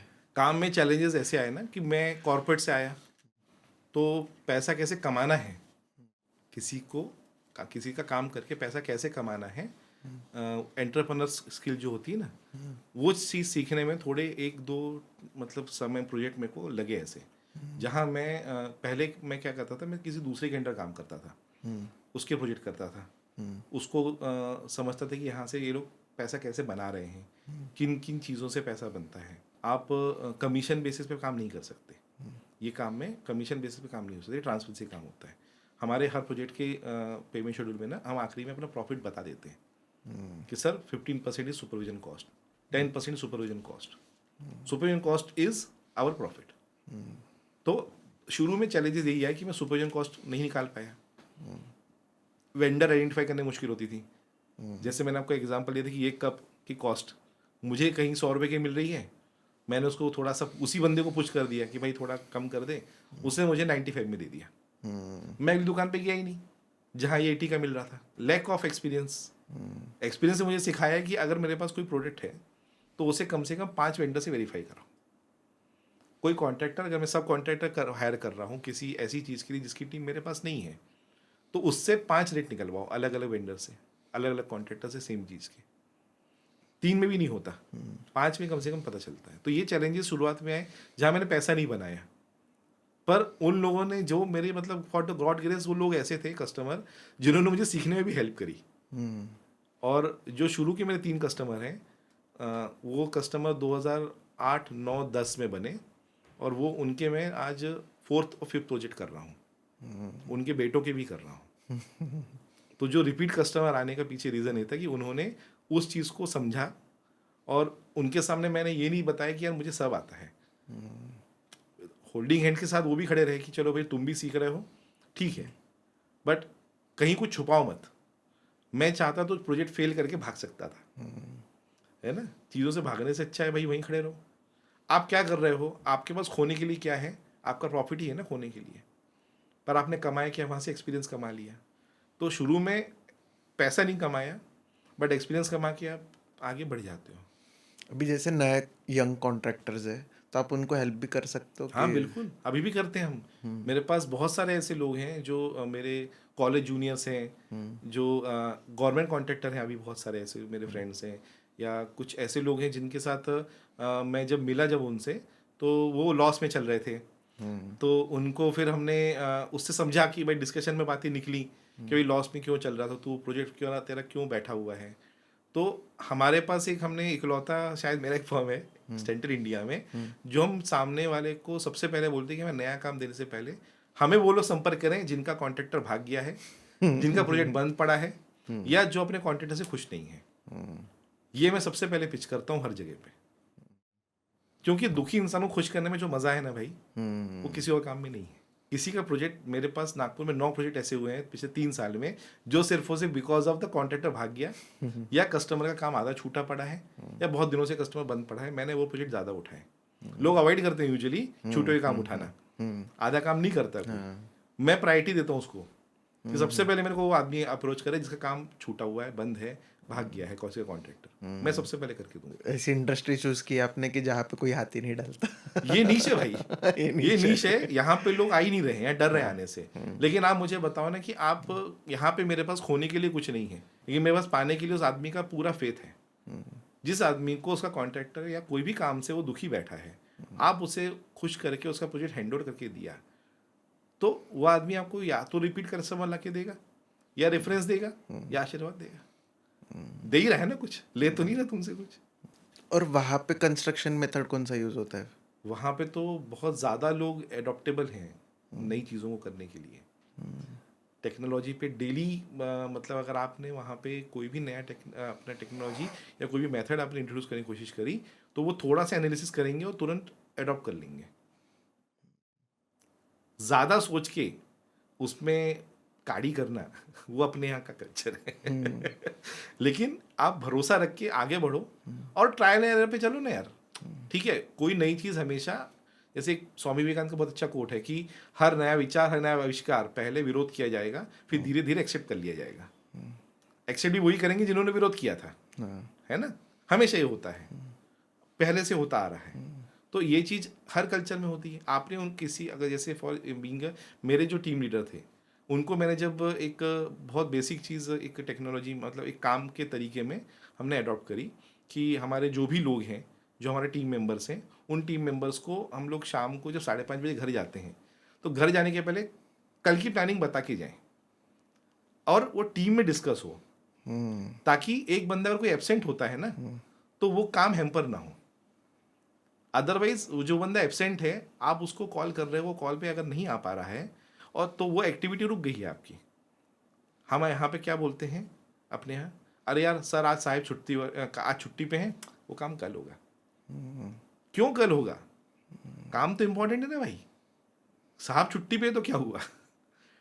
इस चीज़ को अवॉइड करने के लिए आप प्लानिंग कल की पहले बता दो। 4 लोगों को बता दो कि भाई कल मैं ये करने वाला हूँ, मैनिफेस्ट कर दो, होगा। ये काफ़ी इंटरेस्टिंग आपने बताया। और जैसे मैंने इतने टाइम से आपकी बातें भी सुनी, तो आप काफ़ी, आपका मैनेजमेंट काफ़ी अच्छा लग रहा है मुझे। तो आप मुझे बताओ कि आप अपने कंपनी को किस तरीके से मैनेज करते हो? जैसे आपने ये काफ़ी इंटरेस्टिंग बताया कि कल की प्लानिंग आज ही बता दो। तो ये सब चीज़ें मुझे आप थोड़ा सा और डिटेल में बता सकते ये डिटेल में, जैसे हम लोग एक हर शाम को हमारे जैसे ग्रुप बने हुए हैं। अगर मैं साइट पे नहीं हूँ, या मेरी मल्टीपल साइट्स हैं अलग अलग, मैं 5 सिटी में काम करता हूँ। जैसे नागपुर में करता हूँ, पुणे, भोपाल, इंदौर। यहाँ पे साइट मल्टीपल साइमल्टेनियसली चल रही हैं अभी भी। हर जगह पे उनके HODs हैं। 5 सिटी में 5 HODs हैं। हर 5 HOD के का रिपोर्टिंग मेरे पास है। शाम को 6 बजे के पहले आधे घंटे का रिपोर्टिंग टाइम सबका व्हाट्सएप पे आता है। और ये आप बताते हो या वो खुद बताते हैं? नहीं, ये हमारे कल्चर का हिस्सा बन चुका है। जब उन्हें हमारे जब कोई भी नया बंदा आता है, तो उसे उसका क्या काम क्या करना है उसे हम पहले बताते हैं। ट्रेनिंग जैसा जो होता है, उस ट्रेनिंग में उसे बता दिया जाता है कि तेरी भाई ये काम है और ये तेरा रूटीन है, ताकि वो कंफर्टेबल हो जाए कि यार मुझे ये तो मेरा स्कोप ही नहीं है, फिर मैं किए जा रहा हूँ, या तो ये मेरा काम ही नहीं है, मैं क्यों करूँ। तो भाई तुम्हारे पास पहले दिन तुम्हें बताया गया कि तुम्हें ये काम करना है और ये कंपनी का सिस्टम है, इसके बाद तुम्हें जाना नहीं है। इसीलिए सिस्टम बड़ा इंपॉर्टेंट है। हर चीज़ में प्रोसेस बड़ी इंपॉर्टेंट रोल अदा करती है। अगर आपने बहुत सारे ऐसे लोग मेरे पास आते हैं जो एज में मेरे से बहुत बड़े हैं, एक्सपीरियंस में बहुत ज़्यादा है, बट एक सर्टन पोजीशन पे अपॉइंट हुए हैं, तो आप उनको ना हर चीज़ के लिए बाउंड नहीं कर सकते। वो बोलते हैं यार हमने दुनिया देखी है, तू क्या सिखा रहा मुझे। ये बहुत नॉर्मल चीज़ है, ये मतलब इंसानी स्वभाव है ये, है ना, कि अडॉप्ट नहीं करना या अपने से कम एज के लोगों की बातें क्यों मानना, ये एक ईगो आता है ना। तो उस चीज़ को हम लोग वो क्लैशेस अवॉइड करने के लिए हमने प्रोसेस लगा दी। ये चीज़ को फिर कैसे मैनेज करते हो? ये आपने काफ़ी, जैसे आपने प्रोसेस तो लगाई, हाँ, बट कभी ना कभी तो आपको करेक्शन करना पड़ता ही है, तो वो कैसे फॉर करते हो? एग्जांपल छुट्टी वाला, हुँ, है ना? बहुत सीनियर पोजीशन पे एक बहुत अच्छे से हमारे सीनियर पोजीशन पे एक सर हैं। कुछ दिनों से वो छुट्टी पे हैं, कुछ उनका एक्सीडेंट हुआ, जो भी हुआ। अब मैं उनको ये बोलूँ कि सर आप छुट्टी पे हो तो काम रुक रहा है मेरा, इसकी बजाय आप छुट्टी पे हो, आप एक बार उनसे मिल के आओ, आपने देख लिया कि he is well and good, कि he can talk very well, आपको इस्तेमाल क्या करना है? आपको आदमी फिजिकल नहीं चाहिए, आपको सिर्फ उनके थॉट प्रोसेस की ज़रूरत है ना, तो is available on call. Office hours में आप उन्हें कॉल करो, उनसे चीज़ें लो, उनका काम करने के लिए उनका अगर कोई फिजिकल काम की ज़रूरत, अगर एक ज़रूरत नहीं है, जहाँ भी ज़रूरत है वहाँ एक असिस्टेंट से काम करा लो, ताकि उनको ये ना लगे कि ये मुझे कम्प्लीटली अवॉइड कर रहे हैं या ये मुझे बहुत ज़्यादा हेक्टिक में इन्वॉल्व कर रहे हैं। सामने वाले को जब एक्सपेक्टेड ना हो तब उसे इज्जत मिल जाए ना भाई, तो वो आपके लिए कुछ भी कर सकता है। आपने उनको इन्वॉल्व रखा है उस समय भी जब वो घर पे बैठे हैं, है ना? आपने उनकी छुट्टी पे हैं और एकदम लिथार्जिक हो गए हैं, नहीं, उनका माइंड काम कर रहा है, तो आप उनके इन्वॉल्व रखो। आपको पता है कि वो चीज़ का रिजल्ट क्या होने वाला है, बट इन्वॉल्व जितना ज़्यादा करोगे ना आप किसी को, तो उसका ईगो उतना कम होता जाएगा, उतना कंफर्ट जोन बढ़ता जाएगा उसका, आपके साथ कंफर्टेबल होना शुरू कर देगा वो, क्या ये वो हर चीज़ मुझे पूछ के कर रहा है। तो प्रोसेस में आते समय वो आपसे बोलेगा नहीं क्या ये मैं करूँगा नहीं, टाइम तो लगा बट आ इवेंचुअली गया। फिर वो खुद से ही बताते हैं क्या कि मैं आज ये कर लेता हूँ करके? ये जो प्रोएक्टिवनेस है ना, हाँ। वो तभी आता है जब आप उनको इन्वॉल्व रखोगे। आपको आपको देखिए क्या बोला मैंने आपको पहले ही बताया कि करो सुख सबकी, सुनो सबकी, करो मन की। आपको सामने वाले को महसूस कराना है कि वो इन्वॉल्व है ना, ताकि उसको भी लगे कि हाँ मैं एक हिस्सा हूँ ऑब्वियसली, बट मेरी इस इनपुट का क्या रिजल्ट होगा क्या नहीं होगा, ये एनालिसिस करना आपका काम है। बीइंग ओनर ये आपका काम है कि आपके साथ आप कंपनी का भविष्य जुड़ा हुआ है, कंपनी के बहुत सारे लोगों का घर चल रहा है, तो उसके वो रिजल्ट ऐसा ना हो जो कंपनी के बाकी लोगों को इफेक्ट करे, वो नहीं होना चाहिए। इसीलिए आप इन्वॉल्व सबको करो, इनपुट सबके लो, you should be good listener, otherwise आप अपने साथ लोगों को जोड़ नहीं पाओगे। लोगों को बोलना पसंद है, आपको सुनना पसंद होना चाहिए। फिर आपके साथ कभी बैड हायरिंग हुई है? बैड हायरिंग जब हुई तो हमने नई चीज़ सीखी कि यार हमने ना क्रॉस वेरिफिकेशन नहीं किया था इनका बैकग्राउंड चेक नहीं किया हमने। तो उसमें अभी हमारे साथ ऐसा हुआ था, एक उनका आपराधिक इतिहास था, वो हमें नहीं पता था। उन्होंने 3 महीने हमारे साथ काम किया, हो गया, चौथे महीने जब हमें थोड़े से उनके सिम्टम्स अलग लगे तो हमने क्रॉस चेक करवाया, जब तब पता चला कि भाई इनका तो आपराधिक इतिहास है। तो फिर उस समय उनको फिर प्रॉपरली अच्छे वे में उन्हें हमें भैया बता दिया कि भाई this position is no more available now for you, तो चले गए। कई बार मतलब ना सिटी वाइज भी अलग अलग चलते हैं। जैसे मेरे पास कई बार बैड हायरिंग का मुझे अनुभव ज़्यादा आया भोपाल में, वो जबलपुर में। अक्सर क्या होता है ना, टीयर 2 और टीयर 3 का आदमी जो होता है ना, उसका आधा दिमाग मेट्रो में होता है कि मुझे जबलपुर का लड़का सोचता है कि मैं इंजीनियरिंग करके अब मुझे पुणे जाना है ना, भले ही जबलपुर में वो 15 की नौकरी नहीं करेगा, पुणे में 10 की भी कर लेगा। ये बहुत नॉर्मल परसेप्शन है। नागपुर में भी अगर कोई बंदा है जो उसको मैं यहाँ 40,000 ऑफर कर रहा हूँ तो यहाँ नहीं करेगा वो। पुणे में उसको अगर आधा भी सैलरी मिल रहा होगा ना तो भी करेगा वो, क्योंकि 4 लोगों को बताते समय कि मैं पुणे में जॉब करता हूँ, है ना, तो वो चीज़ बताते में जो शर्म आती है लोगों को कि मैं नागपुर में जॉब कर रहा हूँ, तो लोगों को देखे का नज़रिया जो है ना वो चेंज हो जाता है। तो ऐसे मुझे एक्सपीरियंसेस टीयर 3 के हायरिंग में आते हैं, जहाँ लोग की एक्सपेक्टेशंस उनकी स्किल से ज़्यादा होती है। और आपको कितना टाइम लगा ये सिस्टम को एडॉप्ट करने 19 में? साल 19 साल? तो अभी भी सीख ही रहा हूँ मैं। क्योंकि हमेशा हर 5 साल में नया जनरेशन खड़ा हो जाता है आपके सामने, नए माइंडसेट के साथ में। अभी तो मैं खैर मतलब देखा जाए तो अल्फा जेन जी के साथ और आगे भी अभी अल्फा लोग भी आ गए हैं। तो अल्फा के साथ तो अभी मैं काम इंटरेक्ट नहीं कर पा रहा हूँ क्योंकि फिलहाल वो मेरे रेंज में नहीं है राडार पे, पर जेनजीज हैं, तो जेनजीज से काम करवाने में ना मज़ा भी बहुत आता है। क्योंकि ना एक चीज़ है, एक बहुत गलत परसेप्शन है कि वो काम नहीं करना चाहते, वो ना स्मार्ट वर्क करना चाहते हैं। आप उनसे गधा मजदूरी नहीं करा सकते, तो मेरी हेल्प जेनजीज वहाँ कर रहे हैं जहाँ पे मैं उस सोच में या उस चीज़ में पीछे हूँ कि यार इनका थॉट प्रोसेस स्मार्ट वे में ज़्यादा है, तो वहाँ जा सकते हैं। तो ये चीज़ बड़ी मतलब मैं उसमें खुश हूँ कि मेरे पास ऐसे भी लोग हैं जो जेनजी के साथ साथ अपने उस कमिटमेंट को भी ध्यान में रखे हुए हैं। तो मैं तो बिल्कुल भी अगेंस्ट नहीं हूँ ऐसी मतलब थॉट प्रोसेस के कि जेनजीज लिथार्जी होते हैं, आलसी होते हैं, नहीं होते। उनका सोचने का तरीका अलग है। आप जो चीज़ 3 स्टेप में करना चाह रहे हो वो उसे हो सकता है 2 या 1 स्टेप में कर दें। उन्होंने वो सोच के रखा हुआ है, अब चांस दो तो हो जाएगा। और खुद इनिशिएटिव्स लेते हैं। सबसे पहले तो देखो, इनिशिएटिव मैं अगर नहीं लूंगा ना तो नहीं होगा। दुकान के गल्ले पे अगर दुकानदार नहीं बैठेगा ना तो स्टाफ काम नहीं करेगा। इसी आप सबसे पहले आपको उस सिस्टम का हिस्सा बनने की ज़रूरत है। मैं कभी भी मेरे कहीं पे भी आप देखोगे तो फाउंडर एंड ओनर नहीं लिखा हुआ है, एक डेजिग्नेशन लिखा हुआ है। That means I am the part of the company, I am the employ of the company, तो all rules will be applicable to me also, है ना। तो जो रूल मेरे लोगों के ऊपर है वो रूल मेरे ऊपर भी लागू होते हैं। जो मेरे टीम मेंबर्स फॉलो कर रहे हैं वो मैं भी फॉलो कर रहा हूँ। टीम लीडर जब तक फॉलो नहीं करेगा तो टीम मेंबर क्यों फॉलो करेगा। तो आपने बताया कि 19 साल का एक्सपीरियंस है आपको, तो ये मैं जर्नी की स्टार्टिंग भी जानना चाहता हूँ, और आप यहाँ तक कैसे पहुँचे, आपने ये वेंचर कैसे स्टार्ट किया, क्या माइंडसेट था, सब जानना चाहता हूँ।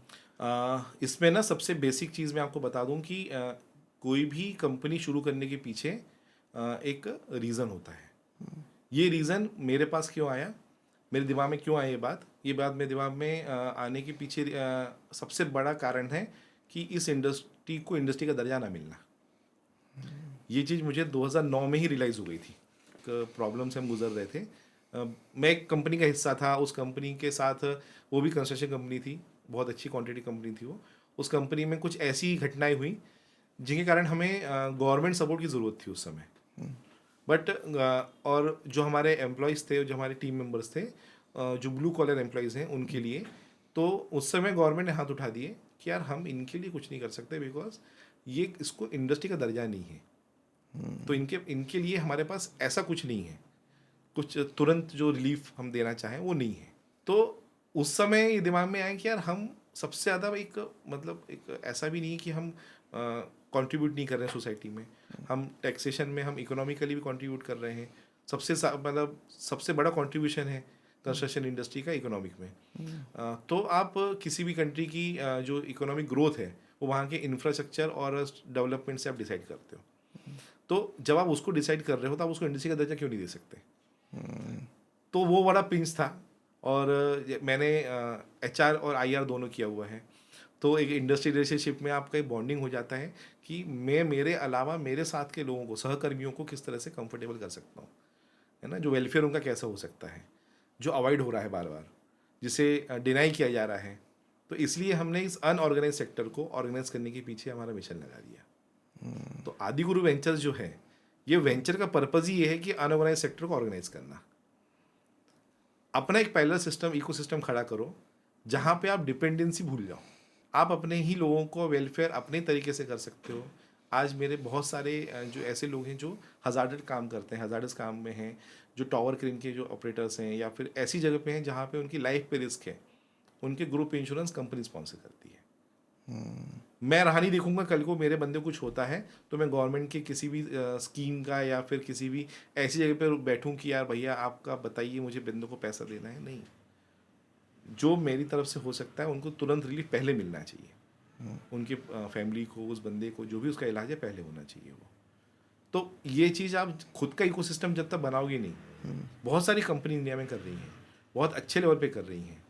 मैं बहुत छोटे से इनिशिएटिव के साथ शुरू किया मैंने इसको कि यार कम से कम हम इसे एक सेक्टर का दर्जा तो दें, कम से कम एक इंडस्ट्री का दर्जा तो दें जहाँ गवर्नमेंट इनके प्रति उतना कम से कम सोच पाए। आज बहुत सारी ऐसी चीज़ें हो रही हैं जो मेरे एक नॉर्मल लेबर क्लास जो बंदा है, जो मतलब डेली हैंड टू माउथ है, उसके साथ भी वो उसे स्कीम का फ़ायदा मिल रहा है, उसे भी गवर्नमेंट की कुछ स्कीम का फ़ायदा मिल रहा है। वही है ना, धीरे धीरे इवेंचुअली होगा चीज़ें, बट इनिशिएटिव और आप उसका हिस्सा जब तक आप उसको मजबूती से नहीं बनोगे तो नहीं होने वाला वो चीज़। आपके वेंचर का नाम काफ़ी इंटरेस्टिंग लगा मुझे, आदि गुरु। उसके पीछे क्या रीज़न था नाम रखने का? देखिए, मैं बहुत ज़्यादा फॉलो करता हूँ मेरे दत्तात्रेय महाराज को। और मेरे जो गुरु हैं वो श्री स्वामी समर्थ महाराज गुरु हैं। उनका एक नाम है आदि गुरु। और आदि गुरु के पीछे का मतलब जो नाम जो है ना इसका, कि आप ना एंशियंट साइंस को अडॉप्ट करते हुए आप आगे बढ़ रहे हो उनके आशीर्वाद से।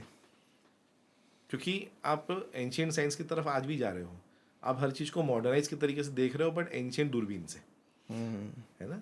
तो आदि गुरु के पीछे रीज़न ही वही है कि उनका आशीर्वाद से वो चीज़ें आगे बढ़ सकती हैं। बिना गुरु के आदमी कुछ नहीं है, डायरेक्शन दिखाने वाला वही है।